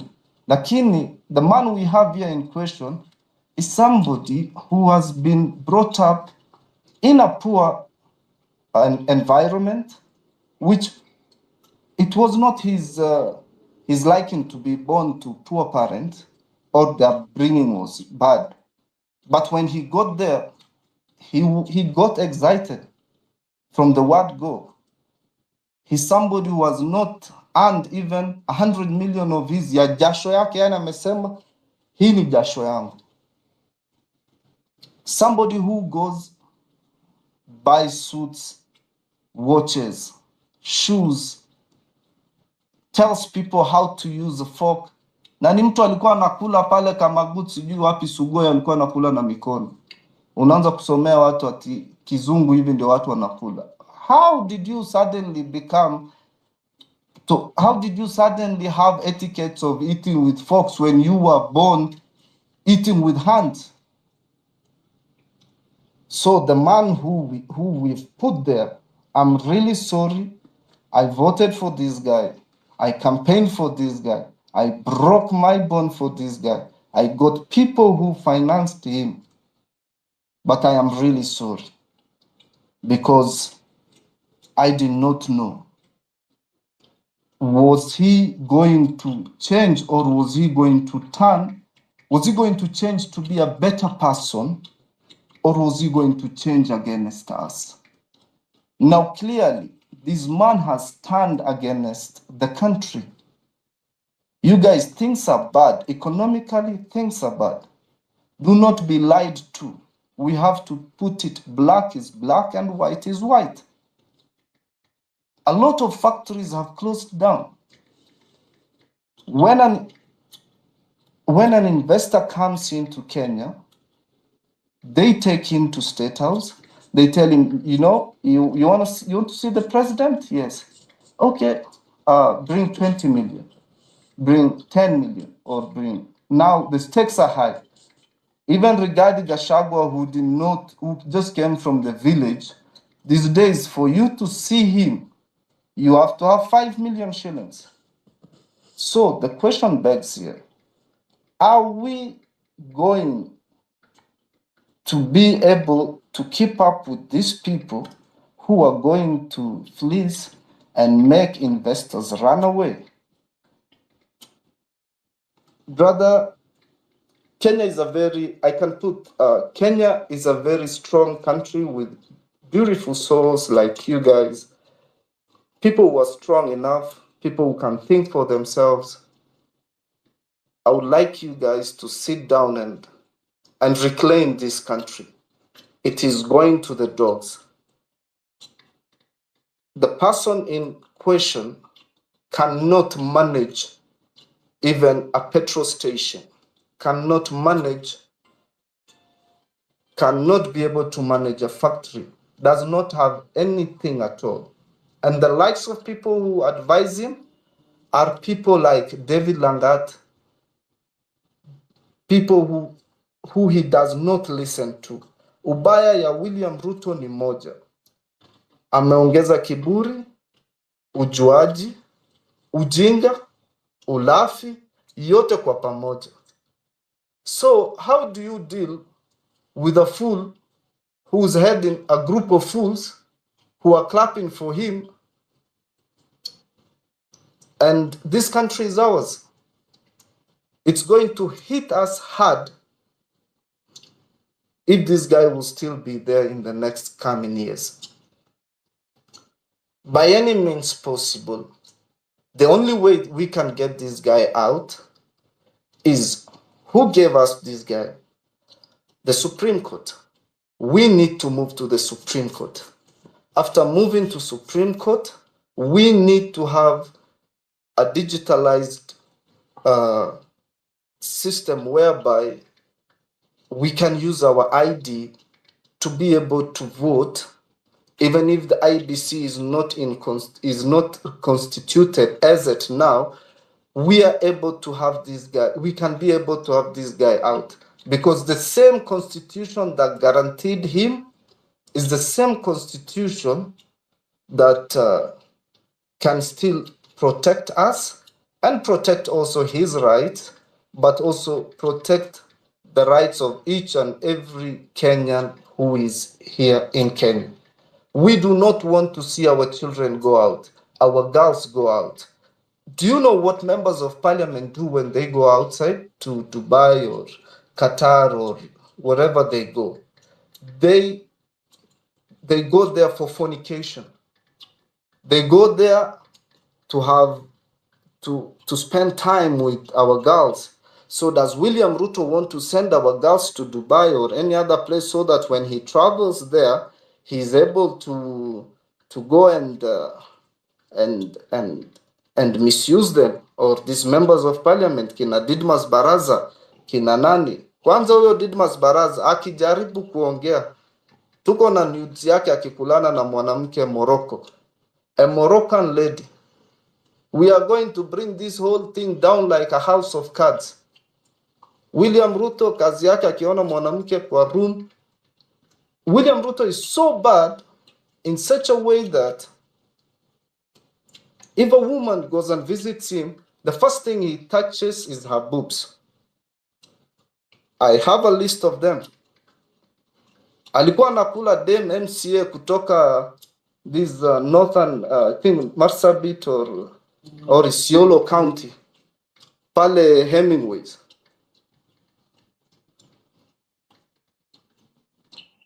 Hey, moderators, kindly help us wrap it up. No, So many people who want. please let me rant as much as I can. At least because I'm coming to something. Please. Yeah, continue. Now, why would a whole president want to go outside and take people? He promised to create jobs, yet he did not have any plan whatsoever to create any job. You cannot just create jobs for the sake of like unafanya hivi na hivi kuongea mdomo yako. Hapana. Bwana, what is so hard for William Ruto? Ndio anakopa. Unakopa unaweka kwa barabara. Unakopa hata hiyo barabara hatuoni. There is no development the government has done. Recarpeting nani. There is no major thing these people have done. The only way we can be able to tell him is, listen, man, you said you can create jobs, but we don't see you creating any jobs. You do not have a plan. We have to have light industries. We are an importing country. We are not an exporting country. And when you consume more than you produce, my friend, you are doomed to fail. When you hike expenses to run those companies, you're going to close them down and jobs are going to be lost. We import. Brother, when I sit with my Chinese friends, I do not have the audacity to talk because we are told, wewe mpaka muna import nail cutter, unatuambia nini? Son of a Taylor. This is somebody. Unaweza pause This kiasi. is Unaweza pause kiasi, kuna watu wanataka kuongea, then we'll continue. Give us like 10 minutes, then we'll continue. Is that okay with you? We Ricky, wacha amalize his line of thought tafadhali. Sawa, haina shida. Wacha amalize his line of thought. Yes. Sawa. Okay, is everyone as a speaker okay with that before we continue? Yeah, we can give him 10 minutes to wrap up. Nice. Yeah, nice. but that was not a unanimous decision, man. You cannot just have one person talking throughout the whole. We have 12,000 people, man. Okay. Yeah, 2 minutes. we can. 2 I minutes. think I'm going to to shorten this, and then maybe we can have another conversation with Kimuzi with the solutions. So let me just wrap it here. The moment your country, you guys, I need you to look at this perspective. This country is importing more than it is exporting. We only export small foodstuffs, which do not bring us any income. We need to sit down as Gen Z. I'm actually a millennial. We can sit down, come up with our own strategies, come up with how are we going to be able to produce? How are we going to cut down these electricity costs? Because he has put so many levies that we don't see. This is a country which produces oil. We do not see that oil. We rather import oil. We do not have a lab whereby this mafuta ikiletwa inakaguliwa. We actually import the worst oil. Africa imports the worst oil. I'll have to be honest with you guys. So our line of discussion should be, now the government has failed to create jobs. How are we going to sit down to create jobs for ourselves? In terms of tourism, he said all things go through eCitizen. eCitizen, when you access or do anything, William Ruto anakula share na huyo jamaa rafiki yake. And that is something I can be able to confirm to you day and night. Anapata commission pale. He gets his commissions through government procurement services. For every thing that you go in. Unajua, I want to believe you because let me just add something. Utaendelea, don't worry. There is a deal in Ruto alienda juzi South Korea. It's just the latest before sasa aache kutravel like a month ago. And you talk about David Lagat, dear Lagat. I personally know them. I know dear Lagat. And your deal, there was a lady. If you look for a picture yenye walikuwa wameenda wote, there is a picture yenye unaona Ruto ako na watu. Actually, that deal ilikuwa ya David Lagat, and it's actually the truth that you're saying. That's why I am quite appalled. Let me tell you, brother. I can hereby confess, there is no trip William Ruto has gone outside of Kenya for the benefit of the people of Kenya. Ilikuwa biashara zake, personal and nothing but personal. And this guy lacked international connection. Uhuru Kenyatta was afadhali huyo jamaa mlevi. Alitufinya ndio, lakini he was telling us. Now he's part of the people who are laughing at us. Niliwaambia muendelee. This man lacked international connection. His assets were frozen in the UK under the name of this guy called David Muge, one batch of a silly, stupid man, who today, even if you sit down with him, they will tell you, give me money. The first thing you want to talk to him, he tell you, give me money. So you guys need to understand that William Ruto did not have the international backings. Alipochukua usukani, alianza kutukana hawa jamaa so that he can be able to get their attention and then bring them close. When he went for the coronation of the king, akilima hao wazungu, alikutana na Matiangi pale na aliachiwa pesa yake kumamake huyu Ruto na huyo Matiangi. That is, Matiangi was told, sitaki kukuona kwa siasa, unyamaze na unipatie pesa yangu. So all these people, no one is clean, no one is good, all of them need to go. We get new people whatsoever. So you guys, I have a lot to say. Kimuzi, as I wind up, please, we have the youth here. Some are architects, some are engineers, some are what, we can be able to sustain ourselves. Ndio serikali imetuweka kando, lakini mbona sisi wenyewe ndugu zetu hatuwezi saidiana? Issue sio kwenda nje ya nchi. You can build Kenya. You do not have to import capacity. You do not have to export your generation. Wale ambao wako na nguvu na akili unawaambia waende pale, ndio wakuwe nani? Waoshe choo, wafanye nini? A lot of people are running mad in Dubai, are running mad in Saudi. Watu wanaenda wakiwa hai, wanarudi kama mzigo. So I could talk as much as I can about William Ruto, but you guys just know that he's a foolish, fool, arrogant, ignorant man, full of himself. He thinks, and he's bipolar, by the way. He thinks he knows it all. He thinks he can give you, like, you see, when you're with the guy, he's talking too much and a lot of ideas are running. That guy is bipolar. That is somebody who beats even Rachel. And Rachel is even a thief who stole 60 million from people in pretext of giving them CAS and PS jobs. So this government, all of it is a crime scene. Shut down this fucking government. Huyu jamaa sio P.O. Box Sugoi kumamake. And I have zero apologies to make.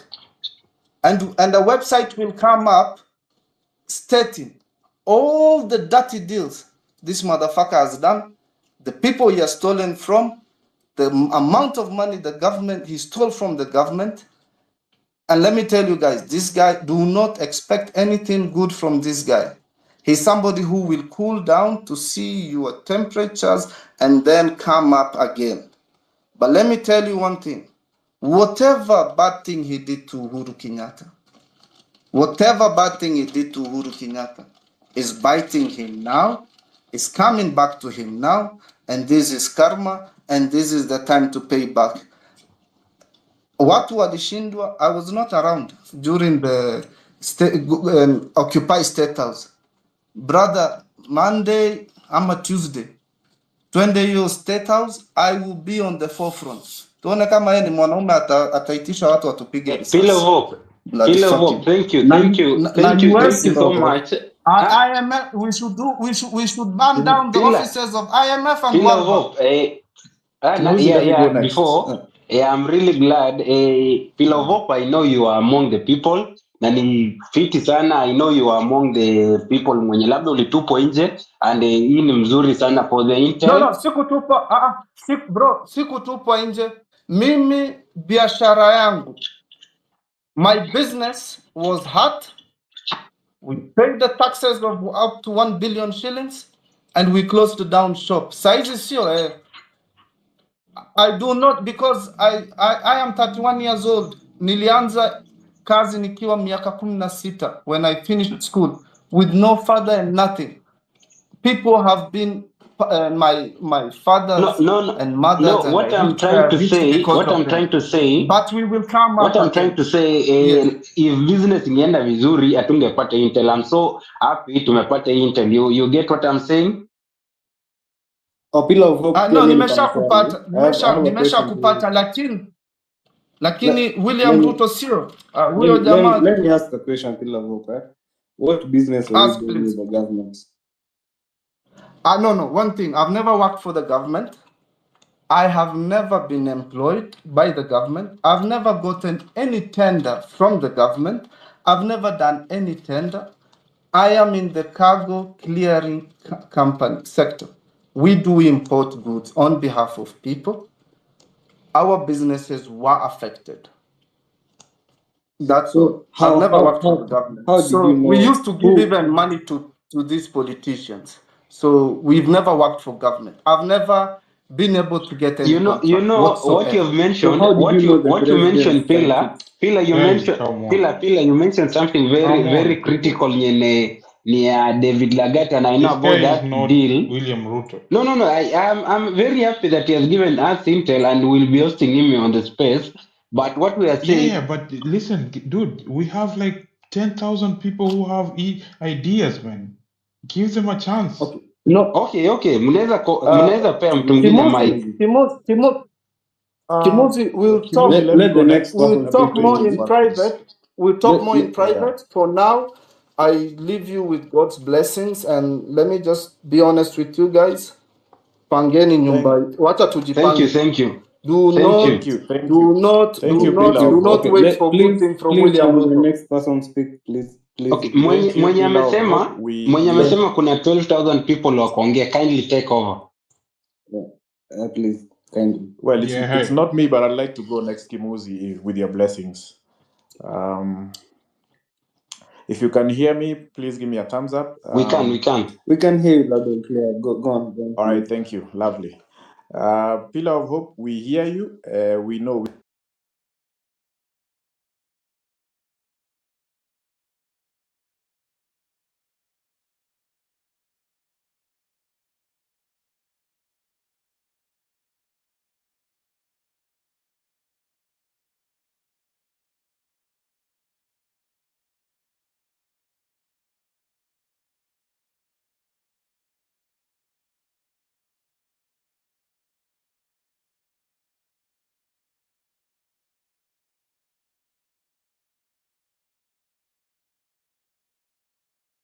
But I don't know which one it is. I don't think for me that matters. I think the reason why this revolution was born in the first place is because out of a need.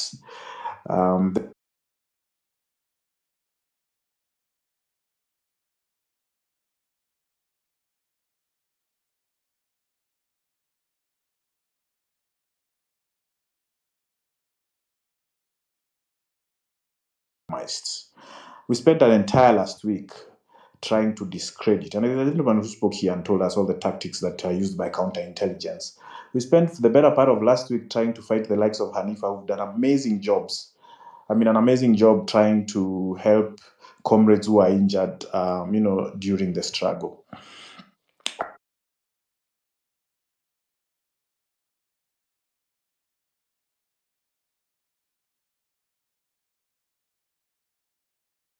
It is important, and history does not misquote us. It is important it is important for us to remember that we marshaled the biggest revolution after Egypt and Tunisia to bring down a government to its knees to listen to us. For the first time in this country,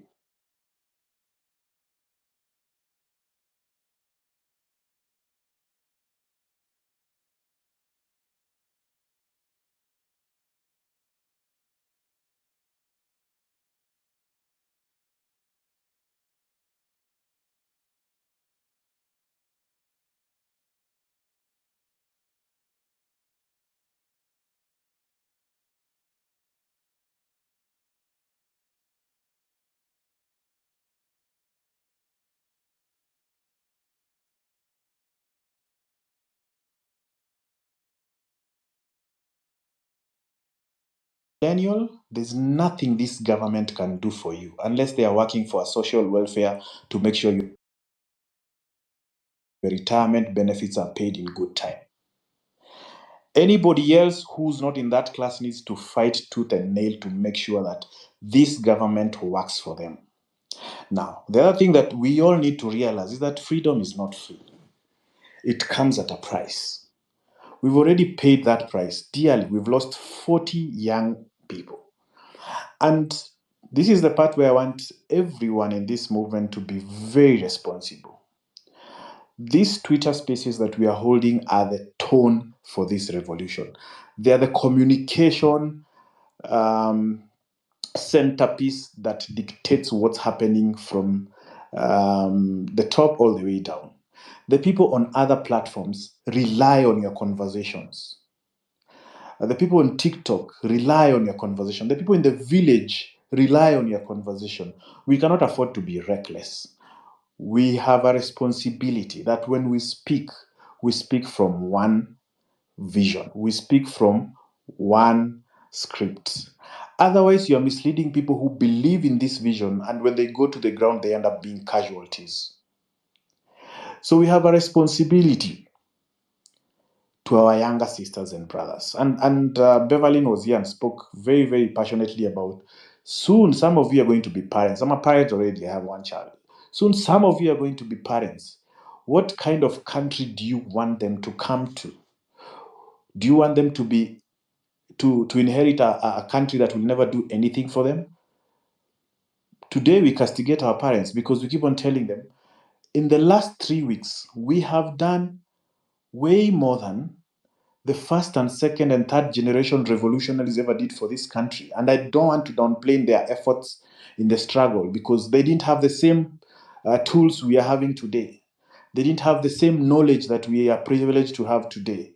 They didn't have the same understanding of the global context, of the global policies, as well as foreign policies. They did not have that wealth. They didn't have the tools we have to mobilize. So we can't judge them. But most importantly, it is important for us to take stock of what we have achieved. We have managed to force this government to drop a bill that was going to put money in their pockets. When Uhuru Kenyatta spoke and said people are stealing 2 billion, he was not stupid.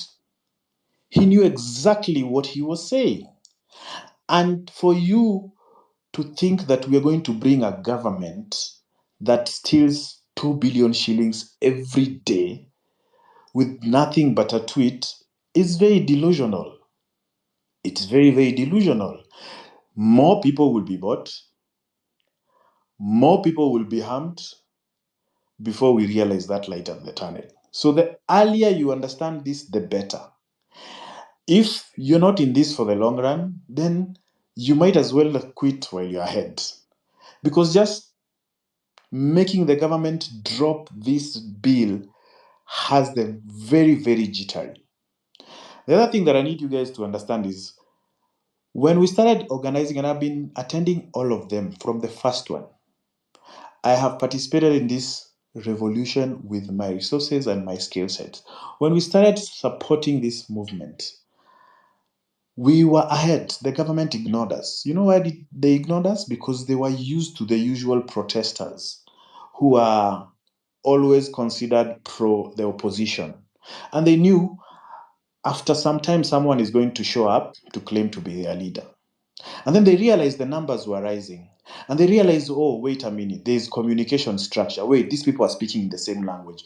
And each and every event got bigger and better. And all of a sudden, they couldn't ignore us. So what did they try to do after that? They tried to shut us down. But we still achieved our goal. We managed to march to to Parliament. And that's when all of a sudden their eyes opened up. They realized we cannot ignore this movement. Young people in this country, I organize and do a lot of mobilization around public participation and civic education because I believe that's the area where we can change this country. And for the first time, they realized we cannot organize this demographic because they are 70% of the population of the country. So what did they do? They started their antics as usual to break down the movement, discredit, neutralize, pay people. And for the first 4 events, we had beaten the government 4-0. The second time, they managed to make sure they did a press conference to make sure, they quell our anger, and they've been gaining ground. Today, they made another chess move. They hosted a space. They managed to have one of us to be part of that space. Can I interject a little bit, just 5 seconds? Sure, Yeah, please. naona Otero ameanzisha space anaita sijui Amzati. I don't know what's going on. I've just seen it. Is there anything else you wanted to add? Nothing, it's just that. Okay, fair enough. So today, as we stand, we are 4-2. We've beaten them 4 times. They've beaten us twice. This game is a war. It's about how you play a move. When we were ahead with 4 goals, the president was looking very legitimate. They can no longer afford to do this. Today was a major move for them. It was a do or die. you can tell that the tone of government has changed. We used to have people who would talk down to us, the likes of Achungwa, the likes of KJ, the likes of Sudi. They used to treat us like they would vomit in front of our faces because they had been put on a pedestal. But now the tone of government has changed. They're speaking to us like we matter. And that's where we wanted them in the first place. And we've managed to do that. So when you forget what you have achieved for this revolution, always remind yourself that you have done so. Also remind yourself that you have forced the president to come out and make some few pronouncements like reconstituting IBC in 10 days, calling the conduct on some of his state officials who are very inept and incompetent. How do you claim that you're fighting corruption in this country while the people who are around you, not only are they incompetent, but they are walking around with monies that can't be explained? A few years ago, I used to work for a media house. I won't mention the name. Murkomen used to drink tea in my office every single day. I used to see the guy come every morning, having breakfast in our office. We used to pay him 20,000 to be a political commentator. Today, the man speaks, and we used to look up to him. He was a bright young man who had a future ahead of him.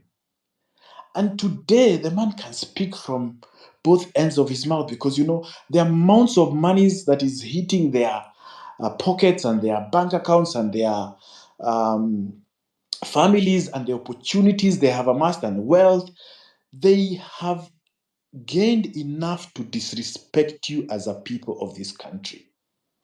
Now, what am I trying to say? The other biggest win that we have secured is making sure that for the first time we have unshackled the church from these chains they have with the state. The church is one of the instruments that this government has been using to govern the people and influence the communities. And you have a duty that to move this conversation from these spaces where we are a little bit more learned, more elite, to down to the villages, to your parents, to your grandparents, and tell them, listen, the reason why you took us to school is so that we can be able to design and make decisions that are better, either for the family or for this country. And it's our time. You had your time. Whatever advancements you made to make sure there's good governance, you already did. It's our time. When the likes of Tom Mboya were making amazing moves for this country and making changes, they were at the same age you guys are. So do not think that you are younger. No. This is your time. We have made the president made pronouncement about auditing our debt, which is another useless pronouncement, but he has made it publicly.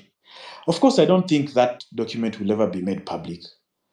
Because number one, what are you telling us? You're asking, you're forming a task force to audit the debt right now, while we've been paying it. You're paying it from which books of accounts? What sort of nonsense is this? So we have a government that cannot be trusted. Let's not be fooled that because the man is reaching out with an olive branch, that because the tone of the government is right, and because Senate are writing very, very moving speeches that we have people on our side. No. They are always police from their side. The 1% have enough money to make sure they crush every little young person before they relinquish that power. So we have to stay strong. We have to stay focused. We have to remain driven. And this movement can't be for you if you're driven with money. It has to be more than money. It has to be about values. You must want to see this country better for the next generation. It can't just be about you. You must love this country so much to believe in resetting it so that education is an equalizer. You must love this country so much that you share and shudder at the fact that a government official can stand in front of a podium, appoint people in their family for opportunities and create a shitty website to make sure that you who has a degree, you who has a master's, go to countries abroad to work as a slave, to work as a house help. No disrespect to people who do that job. You must be angry enough to convert this movement to the fiercest, the most feared human rights movement, the most efficient economic freedom fighters this world will ever see. And how do we do that? We have to devolve this movement. It can't just be about us on Twitter. Sometimes we are very selfish because we have the monopoly of information sometimes, and because we also are very experienced in using some of the best tools. We have to start devolving this movement. Start mobilizing in your own professional networks. Let's create a Gen Z or whatever you want to call it, a council of fighters that can be able to... Mr. Tash, Yes, you sir. are complaining Yes. people are taking too much time and you're the one now taking the time. No, I'm actually finalizing. Okay. This is my last Okay, one. no That's why I problem. say this is my... Yeah, sorry. This, like I said, it's bigger than money. And it's our job. We have a responsibility, guys. We have a responsibility to make sure we hand over this country to the next generation with an opportunity for them to thrive. So what are we going to do? Turn this movement to the most important thing that you can have in your life. Mobilize, build networks around professional areas. Let those professional areas, whether they are medics, whether they are IT guys, whether they are teachers, let them start keeping government in check in all the areas that they're trying to swindle us of our inheritance, swindle us of our taxes, swindle us of our respect of good governance. And we are not asking for much. We are only asking for our birthright, which is our taxes need to be accounted for, and the constitution needs to be respected. And most importantly, they need to have a vision that is about building this country and not brokering deals. Thank you so much, Kimuzi. I yield. Thank you. The next speaker, a lady most probably. Chips, you can go I on. was next. Okay, thank you. Can go. Hello, who was next? I was Me. next. No, I was next. Let Chicks speak, then Yeah, you, let her because speak, then I'll do. Okay, thanks. Okay. No worries. Okay, thank you for giving me the space to speak, and I hope I'm being heard clearly. Am I being heard? Yeah, we can Loud and hear you. clear. Loud and Okay, that's fine. So first of all, let me say condolences to the fallen soldiers, but also condolences to all us Kenyans, because we lost people who we shouldn't be actually burying this week. Let me start by saying that. Now, I've seen this. I'm not on the ground, but I've been watching. I've taken my time out of work to go through this in support of everything that all us Kenyans, whether we're in the country, diaspora, what we're all going through. And the one thing that I can say is that, one, what happened today, there was, me and my mom watched it. And the first question we asked ourselves was, why did the president take one of us to host the page? He's surrounded by so many people, so many advisors, so many young people. There's Hussein, there's Itumbi. They could have done that. The question we need to ask ourselves was why. So you always have, for me personally, I don't know what other people may think, you will always have double agents in a revolution. And unfortunately, Osama is one, and probably many more are still within the space. You will never know who's who. So, but also look at it from this point of perspective. Ruto isn't stupid. By doing that, what we spend most of the time doing this whole space was discuss Osama, not evaluating his speech, not looking at what he did.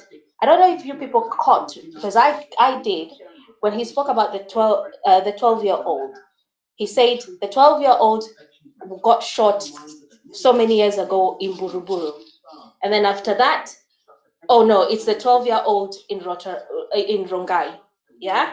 And then after that, it was a criminal. So what we should have been doing is analyze his speech. He said he's signing the IBC on Tuesday. We should be asking ourselves, if he doesn't sign the IBC on Tuesday, what then? So what he's actually done is actually he's dropped a bomb inside our conversation, and we took our time and started discussing that person. Osama did what Osama was gonna do, whether he was there or not there. Osama did him. So we've lost focus on the price, and the price is, we all agree Ruto isn't the right person for the job. We made a mistake and we're paying for it. But we also need to also agree Ruto has planned his political life from the day he was elected an MP. This is 30 years. Is it 30 years in the making?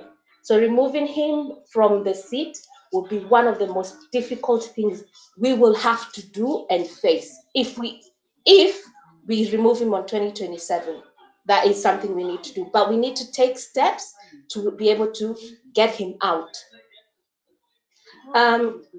Also, let's stop fighting amongst ourselves, because it's not good. Okay, it does an injustice to the people who we are burying. Our fallen soldiers.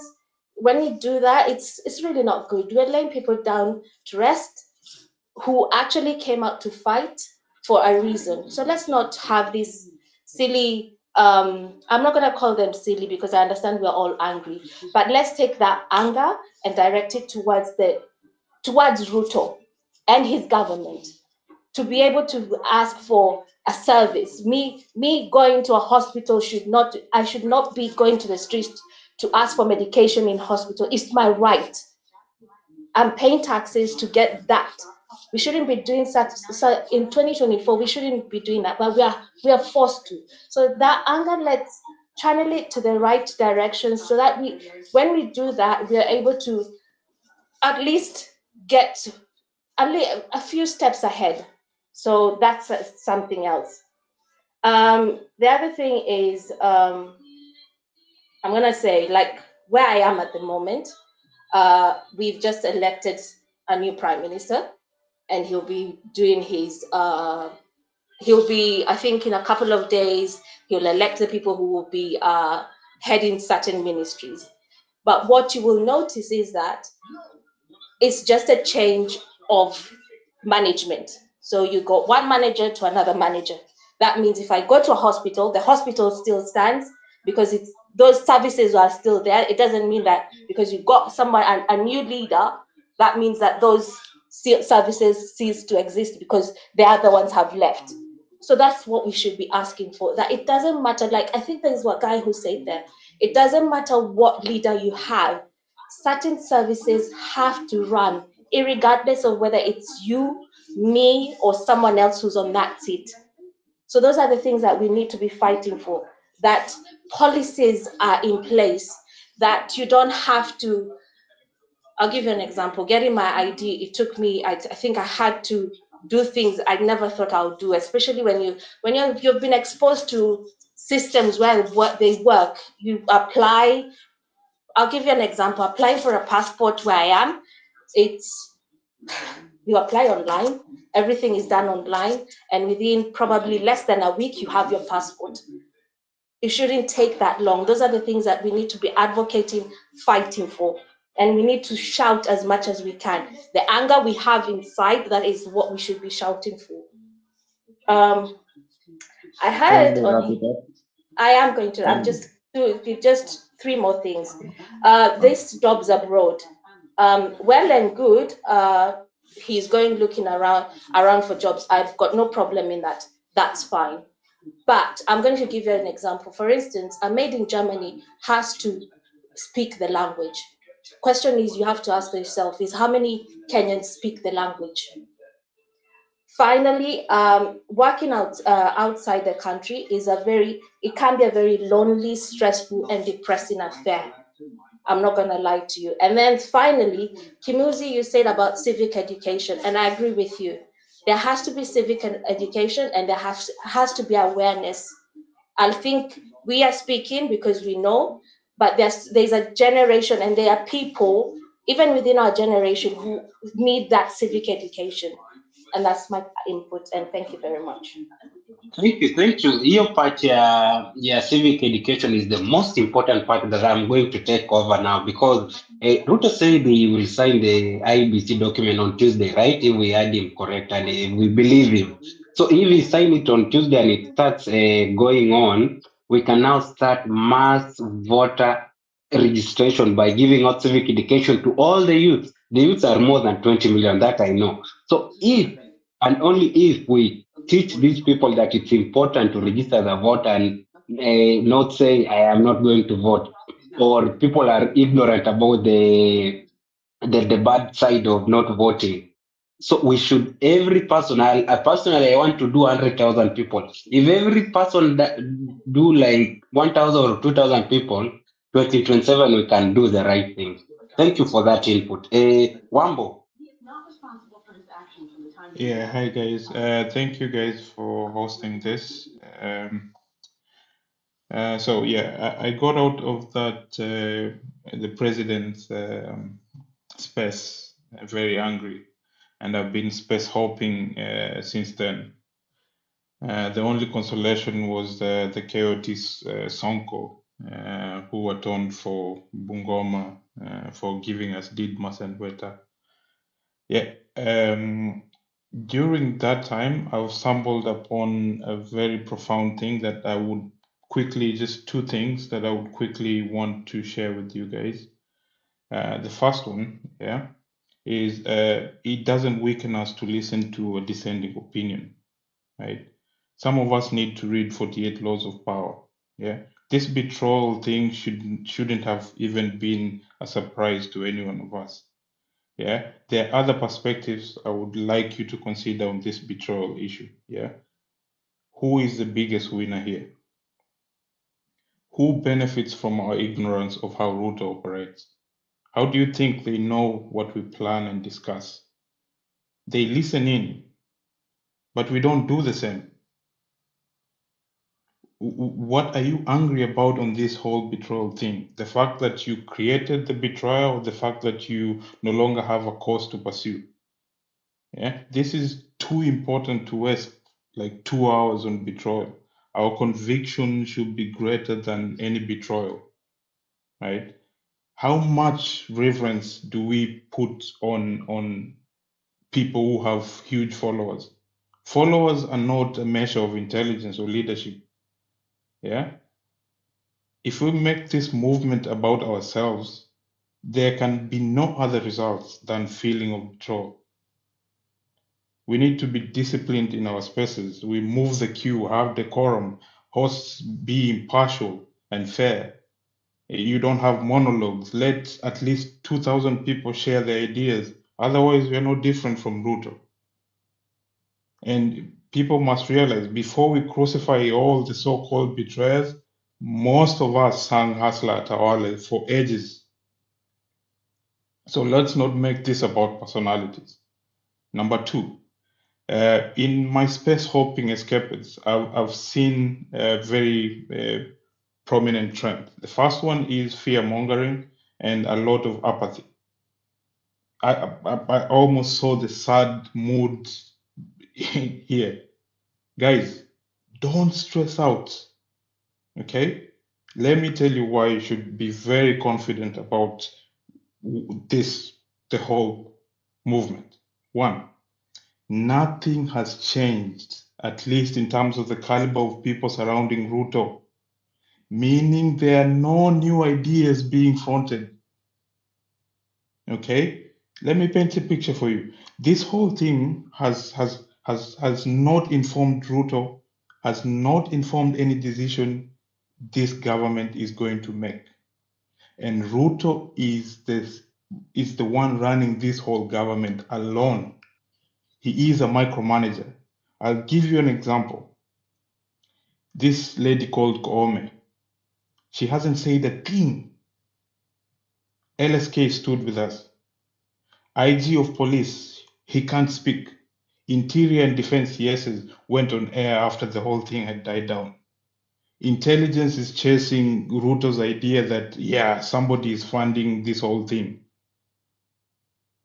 all the spokespeople, even Hussein, I used to rank him, even Hussein, they haven't spoken anything. Only Rigiji came out to speak, but it was to steer suspicion away from himself. Yeah, even during the floods, when the floods were raging, this guy was out of the country, but the CS had to wait for him to give the okay for schools to close. So, guys, he is running this country alone. Okay, so nothing has changed. So here's the catch, right? You can treat ignorance with knowledge, right? But foolishness is an inborn talent, and this guy is talented proper. If all these events have not educated him, okay, I listened to him in the space. He's listening to answer, not listening to actually listen. The rhetorics are the same, the rebuttals are the same. If all these have not educated him on whether to change his direction, he has an inborn talent of foolishness, which is a good thing for us. This means that the core reasons why this whole movement started are still existing, and they will continue to exist. And this being an organic revolution, it won't just die out because somebody is lying or a few Oteros have been compromised. No. The people in this government have the ability and the talent to sabotage itself before the next election. So I'm not worried.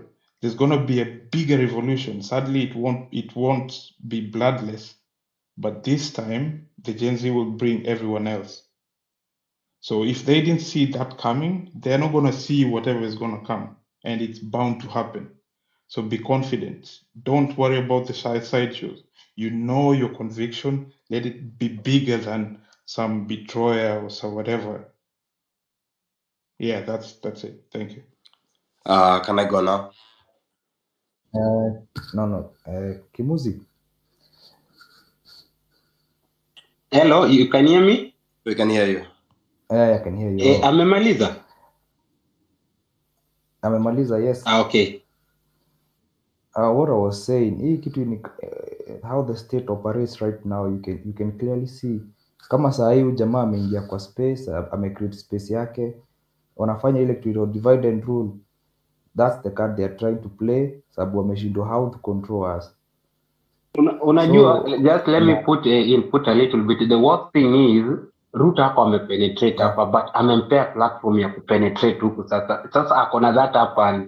Unaona kasa hizi Miguna anasema mimi ni NIS agent. Kesho atarana the story, the government bloggers. So they have gotten the platform now.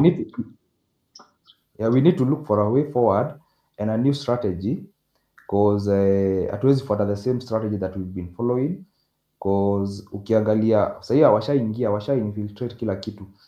So we have to plan again, come up with a new strategy na tuache ku-concentrate na about sijui amebetray whatever. It was bound to happen to some people, ilikuwa tu happen, and that's how the state operates. Na hata ukifuata atakuja ku-apologize, ajaribu kurudi na sympathy and everything. Amekochiwa, ashaambiwa what to say and what not to say. So you gotta be very cautious tukienda mbele. Na how hiyo kama hiyo venye ashalipo tuseme hiyo ni bygones. Sasa we look for a way forward to vile ni tunataka, what do we want to achieve, our goal ni gani, to maintain na hiyo goal. I know there are many people watakuwa nafuata hii kitu, watakuwa naangalia, people will weigh, people are wise right now. Uwezi hata ukikauta, you cannot fool people all the time. Na hata ukaa ulisikia kwa hiyo space yenye ilikuwa earlier, there were no answers, just promises. Na ukiangalia hata hiyo IBC alisema Tuesday atasign, they will still drag it.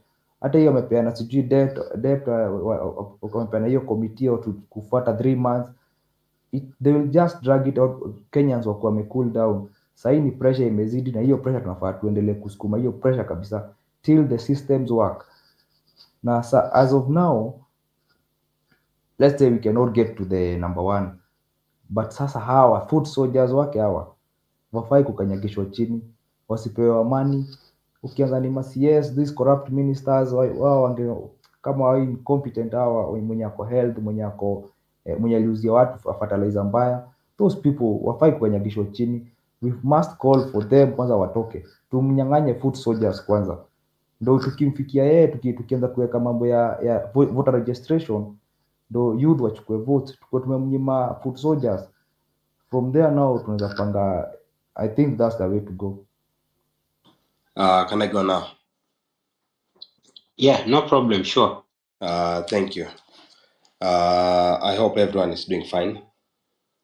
It's been a tough time, and I've been listening, and I've also heard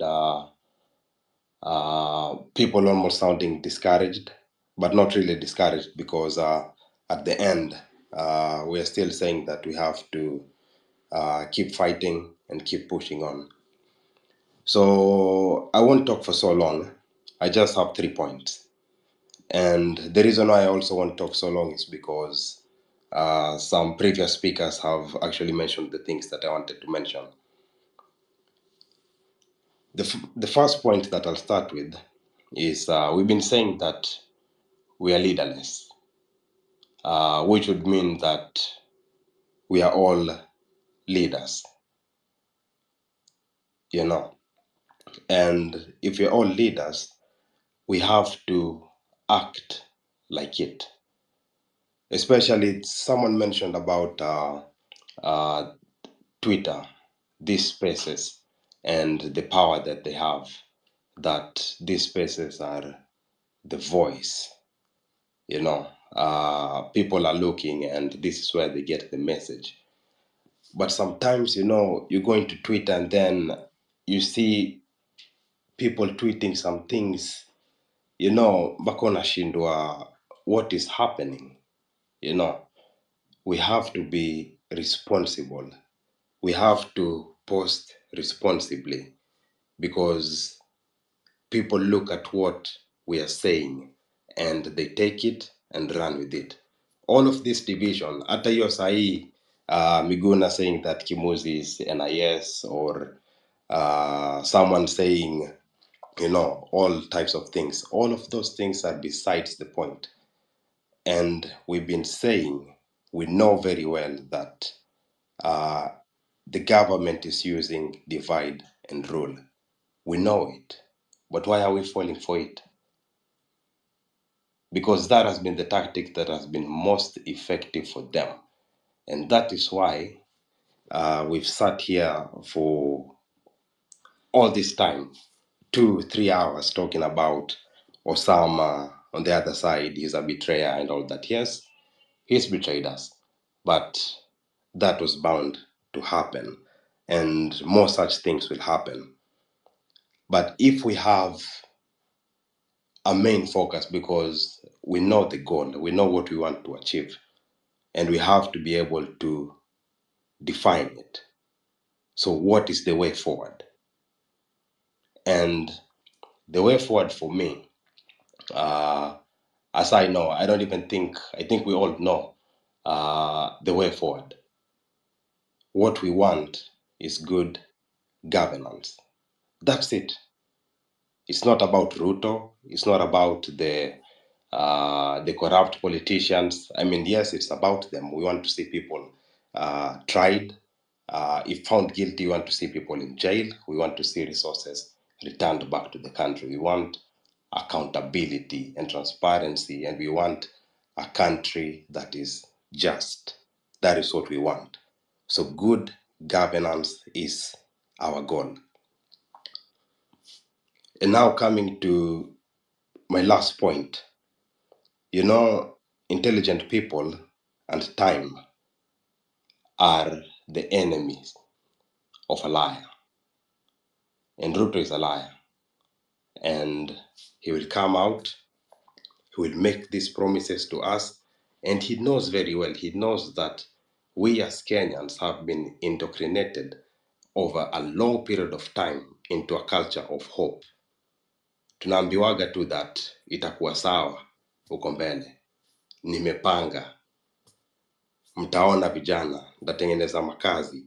You know, we hear these things, and Usually they come and promise these things, and then we forget everything. We don't fact check. We just hear the message, we get the hope, we believe, and then tunanyamaza. And then after time imeenda, ndo tunaanza tena tunashtuka. So this time round, we as Kenyans are awake. We are conscious, we are watching, we are listening very keenly, and this is the weapon that we have right now against the government. We have to call them out. The promises that they make, if Ruto wants to change, absolutely, ni sawa sawa. If he's going to transform the country, sawa sawa, because that is what we want. So akisema that he's going to reconstitute IBC in 10 days, sawa.